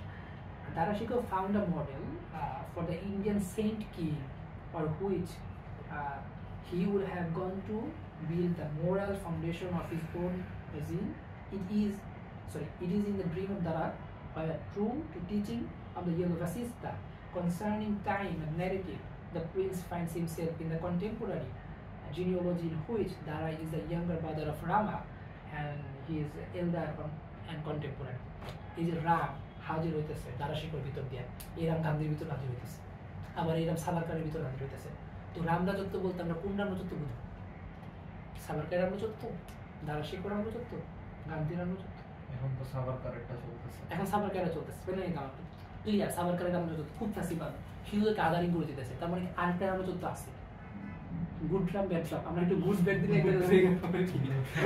মানে আলোচনার জন্য আমরা তো গুড সেকুলার ব্যাড সেকুলার আলাপ করছি না, তো এখন সবকিছুর সাথে একটা গুড ব্যাড লাগাই দিলে নতুন কিছু নিউলোগিজম হয়ে যায় আর কি। তো এই যে রাম রাজত্ব যে হইতেছে গান্ধীর বা দারা শিকোর, এই রাম রাজত্বটা তো মুসলিমদেরকে আদার করতেছে, মুসলিমদেরকে এলিনেটেড করতেছে ওই দিক থেকে আর কি, মানে ইন্টিগ্রেট করে নিতেছে না। এই যে ইনক্লুসিভ, ইন্টিগ্রেটেড, অ্যাসিমিলেটেড করে নেওয়ার যে পলিটিক্স, ঠিক আছে, এবং এইটার ভিতরে কিভাবে উলেমারা বা ইসলামীদের ভিতর থেকে আপনার এখনকার টাইমে পলিটিক্সটা আছে, খেয়াল করবেন, তার দিকে একটু তাকালেই খেয়াল করবেন। আপনারা ধুতির জায়গায় লুঙ্গি হইতে পারতে পারে, কিন্তু আজ হয়তো বা আগে ধুতি পরে এই রাজনীতি হয়েছে, এখন লুঙ্গি পরে সে রাজনীতি হয়, কিন্তু এই ফর্মটা আছে, এই যে ইন্টিগ্রেটেড করার রাজনীতি, ইনক্লুসিভের রাজনীতি। তো আমরা ইনক্লুসিভ হয়ে যাব, কি হবে? আমি একটু কাওয়ালি করে ইনক্লুসিভ হয়ে যাবো। কিন্তু আমি তো কাওয়ালি করি, আপনি কাওয়ালি করেন না, আপনি কাওয়ালি শোনেন না, সকলে কাওয়ালি শোনেন। আমি চিস্তিয়া তরিকার পরিবারের সন্তান, একেবারে ফ্যামিলিগতভাবে আমরা চিস্তিয়া তরিকা করবো। আমাকে যদি কেউ শিখায় যে চিস্তিয়া তরিকা এরকম, তাহলে পরে আমার কোশ্চেন, গান্ধী বিরোধিতা যে করছে আশরাফ আলী থানভী, সে চিস্তিয়া তরিকার বড় মাপের সুফি, তাহলে পরে ওনার চিস্তিয়া তরিকা আর তোমার চিস্তিয়া তরিকার ভিতরে পার্থক্য কি? উনি তো পাকিস্তান আন্দোলন করছেন বা পাকিস্তান কিন্তু সমর্থন দিয়েছেন। তখন আর কবি নীরব, কারণ কবি এটাকে শুধু রিচুয়াল বেসড একটা জায়গা থেকে দেখতেছে। তার মতে রিচুয়াল তার মূল এটা যে অ্যাসেন্স, যে পলিটিক্যাল যে কোশ্চেনটা, এটা সে এড়ায় যায়। এটা যে লিগ্যাল এথিক্যাল ফ্রেমওয়ার্ক আছে, এটা সে এড়ায় যেতেছে। এটা কি এক ধরনের জালিয়াতি, রীতিমতো জালিয়াতি। এটা মানে হিস্ট্রিতে সে আসলে তার নিজের জন্য যতটুকুই দরকার অতটুকু। এখন আমি কি অস্বীকার করবো যে মাদানী হুজুরের, আমি কি এই যে আজকে যে ডিজেন্টেশন আমরা সেটা কইতে পারতাম যে মাদানী হুজুর তো আসলে পাকিস্তানের বিরোধী ছিল, এটা আসলে ইন্ডিয়ান দালাল, এরকম বলতে পারতাম না? ওরা সুযোগ তো ছিল, তো এটা লাভ হইতো কোনো। সে আসলে কি দ্বারা করছে, মানে সে তো আসলে তার রাজনৈতিক অজাই তো এটা, সে তো খারাপ শাহবাগের মতো মানে মন্তব্য না যে কার চরিত্র কি এক্স্যাক্টলি আমরা ট্রায়াল বসাবো না। হ্যাঁ, কারণ শাহবাগ নিউট্রালি দেখো, নিউট্রালি দেখার চেষ্টা করবো। শাহবাগ আমরা তো শাহবাগী না, আমরা শুধু দেখবো যে ঘটনাগুলো কোন দিকে যায়, কিভাবে যায়। আর আমাদের শাহবাগীদের মতো হইতেছে গিয়া ফাঁসি চাই মতো আমরা হইতেছে গিয়া মাদানি ফাঁসি চাই, এরকম তো যাই হোক, যেটা বলতেছিলাম, তারা শিখো রাম রাজত্বটা, তারা শিখো রামটা আমাদের এর ভিতরে, মানে ইন্ডিয়ান স্টেটের ভিতরে আছে। সেটা কিরকম, সেটা ইন্টিগ্রেট করে নেওয়ার ভিতরে। এটা বাংলাদেশ রাষ্ট্রের ভিতরে আছে, তারা শিখো কেমনি আছে। বাংলাদেশ রাষ্ট্রের বা ইন্ডিয়ান স্টেটের দুইটা, আমি বলি বাংলাদেশ রাষ্ট্র, দুইটার একটা আছে, একটা খুব হিস্ট্রিক্যাল একটা জিনিস আছে, একটা জায়গায় মিলিত হওয়া, এক জায়গা থেকে আসছে। সেটা হচ্ছে এখানে একটা দ্বারা আপনার হইতেছে গিয়া খারিজি রাজনীতি করে, আপনাকে খারিজ করে ফেলবে, আপনাকে ফাঁসি দিবে, আপনাকে হইতেছে গিয়া নির্মূল করে ফেলা। শাহবাগীদের ফেলা করবে, ইয়েস, গাদানি। আমরা যাদের আর্টিকুলেট করি ব্যাড সেকুলার, র্যাডিক্যাল সেকুলার, যারা নেক্রোপলিটিক্যাল, যাদের ভিতরে ডিজায়ার আছে, যারা একটা শিবির ধরে সবাই করে, ওই মাওরা থেকে আসছে। হ্যাঁ, একটা মাওরা ধরে সবাই করে না 71। এই যে নেক্রোপলিটিক্যাল ইসলামীদেরকে বা মুসলিমদেরকে, এদেরকে কি বলে, নেক্রোপলিটিক্যাল অবজেক্ট বানাইতেছে। আরেকটা দ্বারা আমরা দেখতে পাইতেছি, কেন ভাই নেক্রোপলিটিক্স করার কি দরকার? আমরা কি এক হয়ে যেতে পারি না, ভাই হয়ে যেতে পারি না? চলো না আজ এক হয়ে যায়, চলো না দুজন হারিয়ে যায়। মোহাব্বত, পীড়িত, ঠিক আছে? এই পীড়িতটা কিসের? ওকে, আমরা তো একটা সুন্দর একটা রাষ্ট্র বানাইতেই পারি, একটা মডার্ন রিপাবলিক বানাইতেই পারি, যে রিপাবলিকে গরু কোরবানি জমি দিবে, দেওয়া সমস্যা নেই, তোমার তো রিলিজিয়াস রাইট প্রপারলি মেনটেন করো। তাহলে আমার কোশ্চেন হইতেছে গিয়ে যারা কালচারাল পলিটিক্স করে, শুধু নাকি ওই রিপাবলিকার প্রাইম মিনিস্টার, যাই হোক, তো যারা শুধু কালচার পলিটিক্স করে গরু নিয়ে, তারা কিন্তু এই রিপাবলিকের যে আলাপটা, মডার্ন রিপাবলিকে, তারা কিন্তু রিলিজিয়াস সাইড সেটা করতে পারতেছে। তার মানে এইটার ভিতর দিয়ে কি পুরোটা হাজির হলো, কালচারাল পলিটিক্সের ভিতর দিয়ে গরুটাকে কি প্রপারলি বোঝা গেল, বা গরুর যে অ্যাকচুয়াল মিনিং বা অ্যাকচুয়াল সিগনিফিক্যান্স সেটাকে হাজির হলো। গরুর আলাপে তো সভরেন্টি জায়গায় ছিল, দুই পক্ষের এটাকে যে ডিবেটগুলো করতেছে, সেটাকে আমরা কালচারাল পলিটিক্সে রিডিউস করে ফেলছি, এবং এটা কিন্তু গুড সেকুলার ডিসকোর্সে ইনক্লুডেড হয়ে যেতেছে। গুড সেকুলার ডিসকোর্সে থ্রেট ফিল করে না, কিন্তু গুড সেকুলার ডিসকোর্সে থ্রেট ফিল করবে কখন? যখন হইতেছে গিয়া বলবে যে না, এই যে আমার ডেইলি লাইফে যে সভরেন্টিটা আছে, এইটা তো আসলে বারে বারে স্টেট এসে সেটা হামলা করে। কিভাবে? রাজশাহী ইউনিভার্সিটি গরুর গোস্ত খাইতে দিব, কেন খাইতে দিব না? এটা তো স্টেটের হামলা। প্রশাসন রাজশাহী ইউনিভার্সিটি হামলা করে না, এটা রাজশাহী ইউনিভার্সিটি কিসের আন্ডারে? স্টেটের আন্ডারে।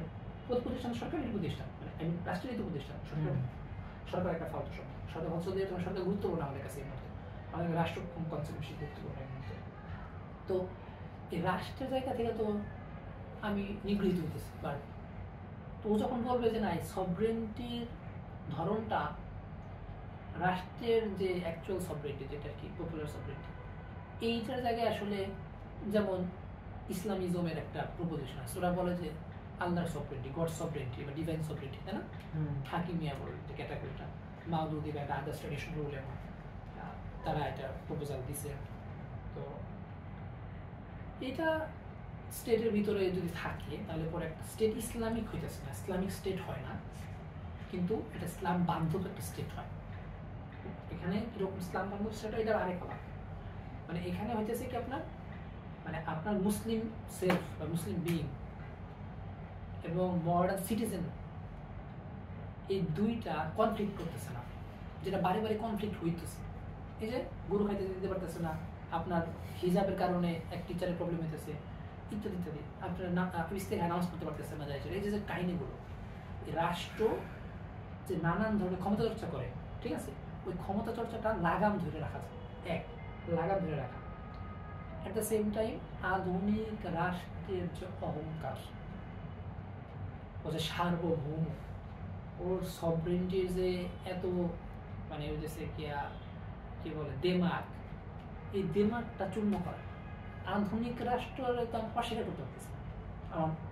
আমি তো মনে চেঞ্জ করে প্রিকলোনিয়াল সালতানাতে আমি আসলে যেতে পারবো না, সত্যি কথা আর কি। মানে ভূমির চেঞ্জ করতে হবে, জমিদারি স্ট্রাকচার আনতে হবে, আপনার এখানকার এই ক্যাপিটালিজমের ফর্মটা আপনি কীভাবে সেই সামন্ততান্ত্র স্ট্রাকচারে নেবেন, এটা একটা কোশ্চেন। অনেক ধরনের আলাপ আছে, এটা মানে স্পিরিট নেওয়া যায়, কালচারাল ইগুলো নেওয়া যায়, কিন্তু স্পিরিট এবং কালচারাল এই অ্যাপারেটাসগুলো নেওয়ার পরে মানে আপনি তো ওইটা ফিরে আনতে পারবেন না। মুঘল এম্পায়ারও ফিরবে না, বাংলা সালতানাতও প্রবলে ফিরবে না, ইভেন খিলাফতও ফিরবে না। বাংলা কথা এটা কেউ যদি বলে আমরা খিলাফত ফিরা বলবো অসম্ভব। এই মুহূর্তে রীতিমতো বলবো যে এমারত, আফগানিস্তানে এমারত আছে, কথায় কথায় বলে, তো এমারত কি ওকে সিটিজেন বানাবে? যে বলে মানে ওকে কি করবে, মানে যা যা সুযোগ করে দেবে ওকে তো সিটিজেন বানাবে যদি নেয় ও, ঠিক আছে। তো সিটিজেন বানাবে ওকে, সিটিজেন কি ভেবে, সিটিজেন কনসেপ্টটা রিপাবলিকান মডার্ন স্টেটের আলাপ এটা পুরোটাই। হ্যাঁ এইটা ঠিক যে আফগান স্টেট ফ্রেঞ্চ বা মার্কিন বা ইংরেজ বা ভারতের মতো মানে ইনা মডার্ন স্টেটের মতো না, নেশন স্টেট বা রিপাবলিক না, ঠিক আছে এরকম। গান্ধীর মধ্যে কিভাবে হাজির হইতেছে রাম ওই জায়গায়? গান্ধীর ভিতরে হয়েছে গান্ধী আমরা মানে আলোচনার মূল ধারাটা আচ্ছা আচ্ছা মূল ধারাতে আসে হচ্ছে গান্ধীর ভিতরে হাজির হইতেছে বলতে বুঝাইতেছি ফেসিবাদী চরিত্রটা। আচ্ছা এই যে গান্ধী বলতেছে আমি চুক্তি করুন না, আমি শর্ত দিব না, মুসলিম নিয়ে মানে মোদ্দা কথা একটু মানে আমি একটু স্ল্যাং বা একটু রাফলি বলি, সেটা হচ্ছে কি গান্ধী বলতেছে আমি নুনু কাটুন না, আমার নুনু কাটার ইচ্ছা নেই, ঠিক আছে, আমি নিজেও কাটুন না অন্যটাও কাটুন না, বুঝানোর জন্য বলতেছি। তো কি করবো, তো তোমার হাত আছে তুমি কাটবা, গান্ধী এটাকে বলে খোঁজাগরণের রাজনীতি।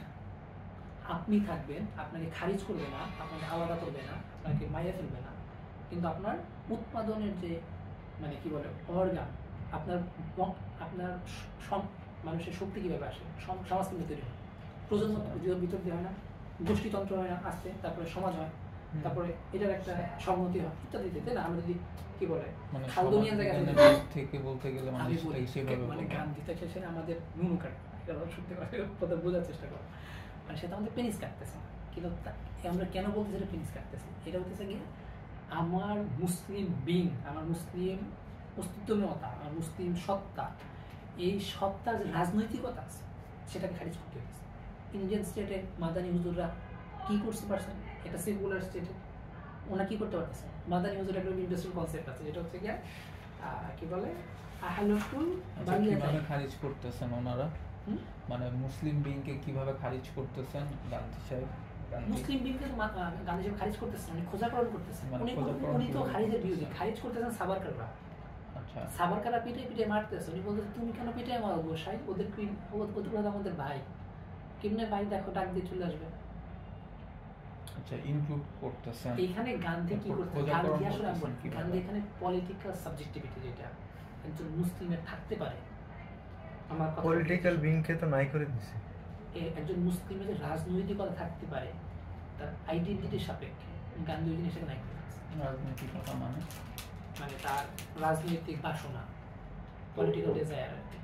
ধরো তোমার একটা ধরো হয়ে গেছে গিয়া কারো রাষ্ট্র বাসনা আছে একটা, ধরো আমি মানে একজন ভারতীয় মুসলিমকে দিয়ে উদাহরণটা দিলে ভালো হয়, একজন ভারতীয় মুসলিম তাকে এটা প্রত্যেকটা একটা একটা মুসলমান মাত্রই তার একটা পলিটিক্যাল ডিজায়ার থাকে। আমি বলি হ্যাঁ শেষ করে দিচ্ছি, সেটা হচ্ছে ভারতীয় মুসলিম আপনি আমি তোমাকে একটা জিনিস বলি, সেটা হচ্ছে ইন্ডিয়ান স্টেটে এই আলাপটা তারা শিক্ষা আলাপটা আরো বড় করা হয়েছে, কারণ তারা শিক্ষা আলাপটা হচ্ছে গিয়া একটা মানে কোট করছি তো এটার একটা লম্বা হিস্ট্রি আছে আগে। মানে তারা শিখো ইয়োগভাসিস্তা আলাপটা বুঝতে হবে আমাদের। ইয়োগভাসিস্তা হিন্দু ধর্মের একটা টেক্সট, যেখানে রাম কোশ্চেন করতেছে মুনিকে, যে হচ্ছে গিয়া আচ্ছা এই যে সহিংসতা, এই যে এনিমিটি, এগুলো থেকে আমরা মুক্ত হতে পারি না, আমরা কি ফ্রেন্ড হতে পারি না? ঠিক আছে, এই রাম হচ্ছে কি আধ্যাত্মিক সহিংসতা মুক্ত। কিন্তু সহিংসতা ছাড়া দুনিয়াতে কোনো কিছু তৈরি হয় নাই, কোনো এম্পায়ার তৈরি হয় নাই, এটা অসম্ভব। তো দারা শিখো যে রামের নন ভায়োলেন্ট মুভমেন্ট আমরা কেন বলছি, দারা শিখো কেন আনছি না, গান্ধীজি নন ভায়োলেন্ট মুভমেন্ট ডিসইন্টারেস্ট। দারা শিখো চাইতেছে মুঘলদের সাথে তো মূলত ইরা রয়েছে, রাজপুত বলেন বা হচ্ছে কি আরো হিন্দুদের সাথে মহারাষ্ট্রীয় এদের সম্পর্ক চুক্তির উপর ভিত্তি করেছিল, তাই না? এই স্বার্থে তারা শিক্ষক এটাকে ভাবতেছে, তারা শিক্ষক বলছেন না আমরা আসলে একাকার হয়ে যাব। কি বলে কি বলে তুমি আর আমি একাকার মিলেমিশে হয়ে যাবো আজ, ঠিক আছে? মানুষ বৃষ্টির দিনে সমস্ত গান গায় না, প্রবাসীরা বেশি। তো তো এই যে একাকার হয়ে যাব, এই একাকার হয়ে যাওয়াটা ভিতর দিয়া আওরঙ্গজেব বা শেখ মাসুম ওনারা বলতে আমরা একাকার হবো না। কেন? ওনাদের ফ্রেন্ডশিপ কনসেপ্টটা যে আহমেদুজ্জাহ খানের কনসেপ্টটা না, বা আহমেদুজ্জাহ খানের কনসেপ্ট ওনাদের কনসেপ্ট, ওই সিলসিলার কনসেপ্ট। আর আজাদ বা মাদানি বা আব্দুল ফারিনি মনে যে কনসেপ্ট ফ্রেন্ডশিপ, ডিসইন্টারেস্ট, এই যে লাভটা যে তৈরি হইলো, ঠিক আছে, স্যাক্রিফাইস কনসেপ্টটা, এটা হচ্ছে দারা শিখর। দারা শিখর এটা ট্রান্সলেটেড হইতেছে দেশের মানে খিলাফত আন্দোলন, ওইটাই ট্রান্সলেটেড হইতেছে দেশের খিলাফত আন্দোলন হচ্ছে আপনার এই আহমেদুজ্জাহ খান আশরাফুল থানভীদের ভিতরে। তার মানে মাদানি ধারা বলতে পারেন যাদেরকে বোঝায়, বা আজাদের ধারা, এরা কিন্তু ধারা আহমদ শিরহিন বলতে যে ধারাটা আছে এটার সাথে সম্পৃক্ত না। কিন্তু খুব ইন্টারেস্টিং বিষয়, আজাদ মনে করেন যে তিনি আহমেদ শিরহিনদের ধারার, এটা আজাদও বুঝেন নাই, তিনি আসলে সেই ধারার না। আবার এই আজাদ আওরঙ্গজেবকে দেখতে পারেন না। আজাদ বলতেছেন দারা শিখকে হত্যা করার কারণে আওরঙ্গজেব ঘুমাইতে পারে নাই, এবং তিনি রীতিমতো আওরঙ্গজেবকে মুসলিম সিম্বল আকারে হাজির করতে অপছন্দ করতেছেন। আজাদ বলতেছেন যে সে তো মূলত ইসলামের অ্যাবিউজ করছে আওরঙ্গজেব। খুব ইন্টারেস্টিং। বাই দ্য ওয়ে, এটা কিন্তু শুধু আজাদ একলা করতেছে না, মুসলিম লীগও করছে 1908-এ। 1908 একটা কনফারেন্স একটা পড়ে শোনা গেছে। 1908-এ অমৃতসরের একটা মুসলিম লীগের কনফারেন্সে ইমাম আলী, সৈয়দ ইমাম আলী, উনি হচ্ছে ছিলেন, প্রেসিডেন্ট ছিলেন, আলাপে উনি বলতেছিলেন যে ইন্ডিয়ান সাবকন্টিনেন্টের মানে মুসলিম সিম্বল আকারে কি বলে আওরঙ্গজেব না, ঠিক আছে? আল্লামা ইকবালও বলছে যে আওরঙ্গজেব কিছুটা কঠোর এবং এটা ভিতে বিপরীত করে। ইকবালের পজিশন এরকম ছিল। আজাদ তো আরেক কাঠির সরল, বলতেছে যে ও তো ভাই হত্যা করে ঘুমাইতেই পারে না, ইসলামের অবব্যবহার করছে, খারাপ লোক, খুবই খারাপ, ইত্যাদি ইত্যাদি। ঠিক আছে, আজাদ এখানে দ্বারা শিকড় তার মুগ্ধতা অনেক সময় প্রকাশ করছে। আজাদ তো খুব ক্লিয়ার। মাদানি ধারা বিশেষত এই অঞ্চল, স্পেশালি আমি খুব নাম ধরে বলতে পারি, হারুন ইজার বা শামসুল আরিফিন সুক্ত নিজেদেরকে বলে যে ওরা কি বলে মুজাদ্দিদ আল ফেসানি, মুজাদ্দিদি বলে, দে আর নট মুজাদ্দিদি তরিকা, তারা ফলো করে মুজাদ্দিদ তরিকা, তারা মাদানি তারা ফলো করে। মুজাদ্দিদ তরিকা এরকম না, তারা যেটা মনে করেন মুজাদ্দিদ তরিকা এটা আসলে ওই ইতিহাসের এক ধরনের অক্ষরবাদী পাঠ আর কি। ওনারা অক্ষরবাদী পাঠে এখনো আছে। এই অক্ষরবাদী পাঠে একটা ঝামেলা হচ্ছে যে অক্ষরবাদী পাঠ পরবর্তী খারিজি পাঠে নিয়ে যায়, তো এটা একটা জটিলতা আর কি। তো ওনারা যেভাবে মনে করেন যে মাদানি দাওয়াত দিচ্ছেন, আশরাফ আলী থানভীও দাওয়াত দিচ্ছেন, সকলেই দাওয়াত দিচ্ছেন, তো আমাদের সকলকে দাওয়াত দিতে হবে, সেটা এরকম না। আশরাফ আলী থানভী দাওয়াতটা এরকম ভাবে দেন নাকি? আশরাফ আলী থানভী গান্ধীর বিরোধী ছিল। খুব ইন্টারেস্টিং একটা পয়েন্ট বলতে ভুলে গেছি, গান্ধী মসজিদে গেছে, মসজিদে গেছে জুমার দিনে খুতবা দিতেছে, খুতবা কিন্তু বলতেছে যে আমাদের রাজনীতি করতে হবে, বন্ধুত্ব করতে হবে, খেলাধুলা করতে হবে, স্বরাজ প্রতিষ্ঠা করতে হবে ইত্যাদি ইত্যাদি। তো আহমেদ এখন বলতে চায় তোমরা তো ইহদিনা সিরাতাল মুস্তাকিম পড়ো, দুদিন পর পড়বে ইহদিনা সিরাতাল গান্ধী, আল্লাহ আপনি আমাকে, আল্লাহ আমাকে গান্ধীর পথে চালাও। আমরা যদি আজকে সাপেক্ষিক চিন্তা করি একটু, আমরা এটা যদি আমাদের কনটেক্সটে আমরা বলবো না বলছেন, তারপরেও আমাদের স্বভাব দোষে, মুদ্রা দোষে বলে ফেলি। আজকে ভারতের মানুষ বলতেছে আমাদের গান্ধীর পথেই চালাও। মুসলিমরা তো তাই চাও, মুসলিমরা তো তাই চায়। এই ইন্ডিয়ান স্টেট ধ্রুব রাঠিয়া কি জিকির দিছে এটা যে, এবং এটা মাদানী হুজুরের পজিশন। মাদানী হুজুর বলতেছে ওনার কি বলে আহমেদিয়া বলতে সরি, হ্যাঁ সেটা পাইছি। উনি বলতেছেন ওনার এই শব্দটা হচ্ছে গিয়া আহওয়ানুল বালিয়াতাইন, দুই বিপদের ছোট বিপদ বা কম বিপদ, ছোট বিপদ বা কম বিপদ। তো মাদানী হুসেনের মতে সাভারকারের রামরাজত্ব হওয়ার চেয়ে ভারতীয় সেকুলার রাষ্ট্র তো ভালো। বাংলাদেশেও তাই আছে। ফরিদুদ্দিন মাসুদ মনে করেন বাংলাদেশে ভারতীয় রামরাজত্ব হওয়ার থেকে সেকুলার স্টেট তো ভালো, কারণ তারা সেকুলার স্টেটের পক্ষে। তো এই জন্য সেকুলার স্টেটের চরিত্র রামরাজত্বতে না যায়, আবার হচ্ছে কোনো ইসলামীরা নাও নিতে পারে, এটার জন্য তারা সংগ্রাম করে দেয়, এই জন্য তারা শাহবাগেও চায়। এটা খুব ইন্টারেস্টিং। এটা তাদের মূলনীতির সাপেক্ষে যায়, এটা এমন না যে তারা মানে টাকা খাইয়ে গেছে এরকম না। ফরিদুদ্দিন মাসুদ অপ্রাসঙ্গিকগুলো বলি, ফরিদুদ্দিন মাসুদ জামাত বিএনপি গভর্নমেন্টের সময় তিনি পদত্যাগ করে ইসলাম ফাউন্ডেশন ডিজি ছিলেন, কিন্তু জামাত নিজের নীতিতে অটল, মানে যথেষ্ট নীতিবান ওনার জায়গা থেকে, ওনার রাজনৈতিক যথেষ্ট। আমি তো ওনাকে পছন্দ করি, ওনাকে গালাগালি করি, আমি কিন্তু ফরিদুদ্দিন মাসুদের পরে হাফিজ ব্যাপারটা ঠিক না। উনি ওনার সংগঠনের অনেক ডোনেশন নিয়েছেন ওই জায়গাটা, ওনার নিজের জন্য কিছু করেন না। একজন লোক মানে কোন পলিটিক্যাল পার্টি ক্ষমতাসীন যে দলই থাকুক না কেন, আচ্ছা সেই আলোচনা না যে আমরা আজকে টপিক আজ যেটা বলতেছি, তো এই যে দুই বিপদের মাঝখানে ছোট বিপদ মাদানী হুজুর বলতেছে, তাই না? এটাই যে সাভারকারের রামরাজত্ব থেকে আমাদের একটা সেকুলার স্টেট ভালো। তো এই সেকুলার স্টেটের ধরনটা কি হবে? Based on disinterest, based on friendship, based on love, based on sacrifice. এখন গান্ধীর ফ্যাসিবাদী চরিত্রটা কিরকম হাজির হলো? গান্ধীকে তোমার রাজনৈতিক মানে তুমি গরু কুরবানি দিতে পারবা গান্ধীর সাথে ঐক্য করবার, মানে তুমি গরু কুরবানি দিতে পারবে মানে গান্ধীর ঐক্য করবে হবে? গান্ধী করতে দিতেছে এটা?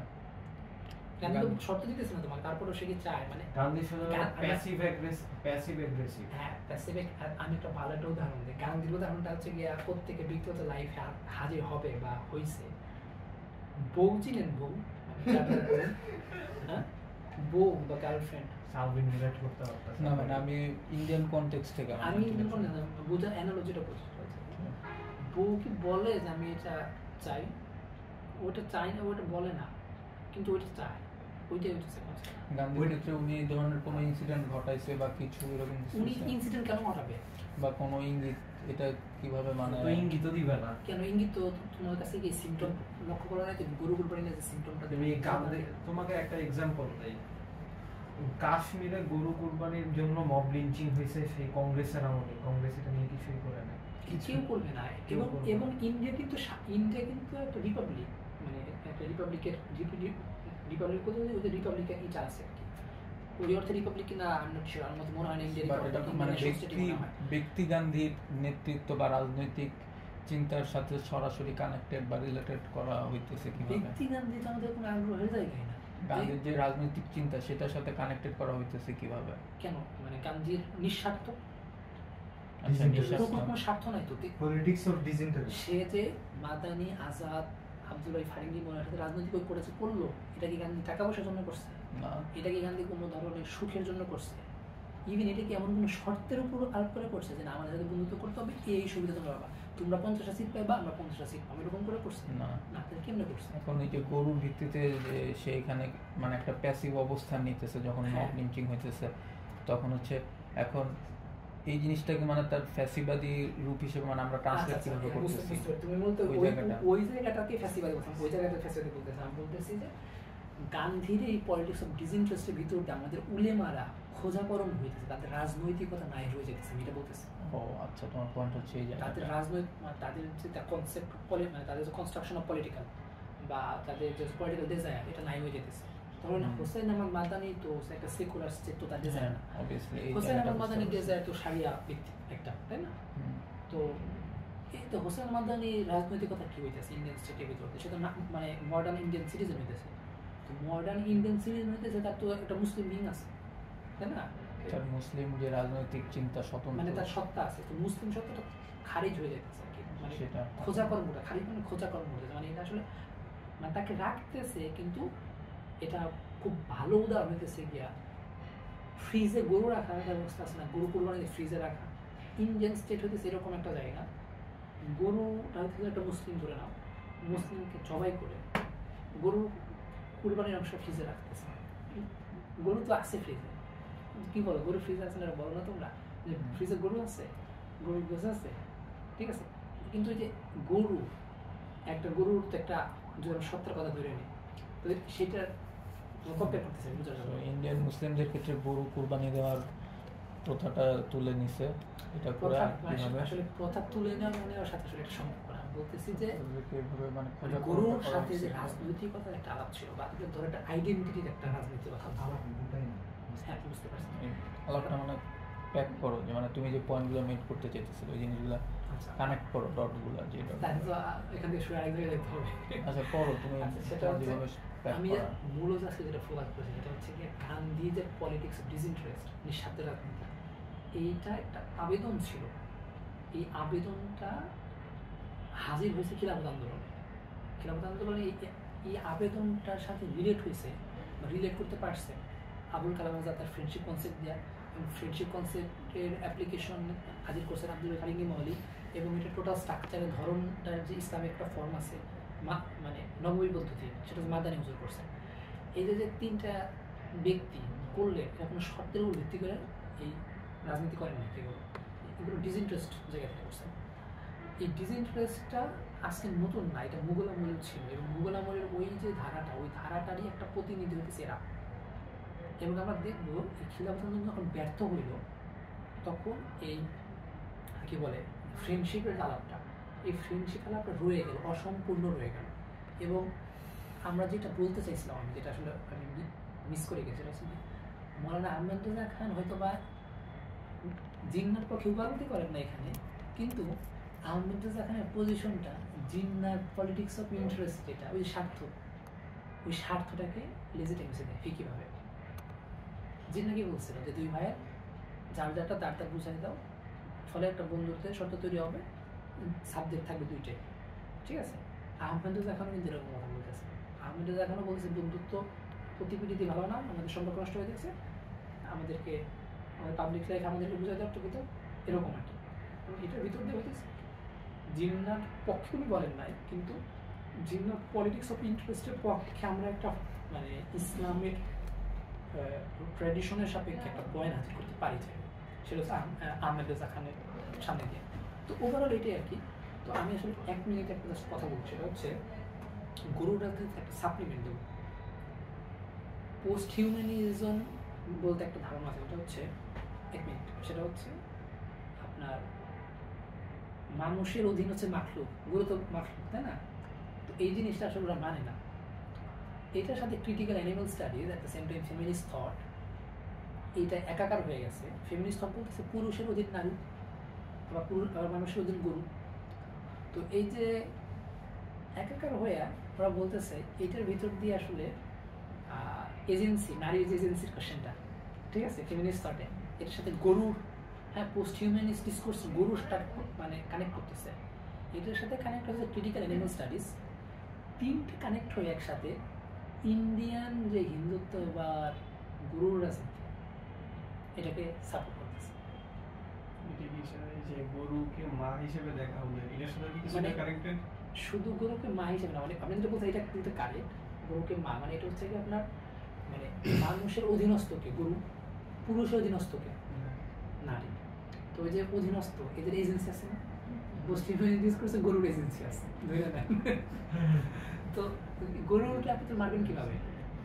তাহলে আমরা যেটা বলতেছিলাম, আমাদের ছকটা আমরা যদি কলোনিয়াল বনাম অ্যান্টি কলোনিয়াল এই সমস্ত জায়গা থেকে বুঝি, বোঝার চেষ্টা করি, তাহলে পরে আমরা গরুর গোস্ত খাইতে পারবো না।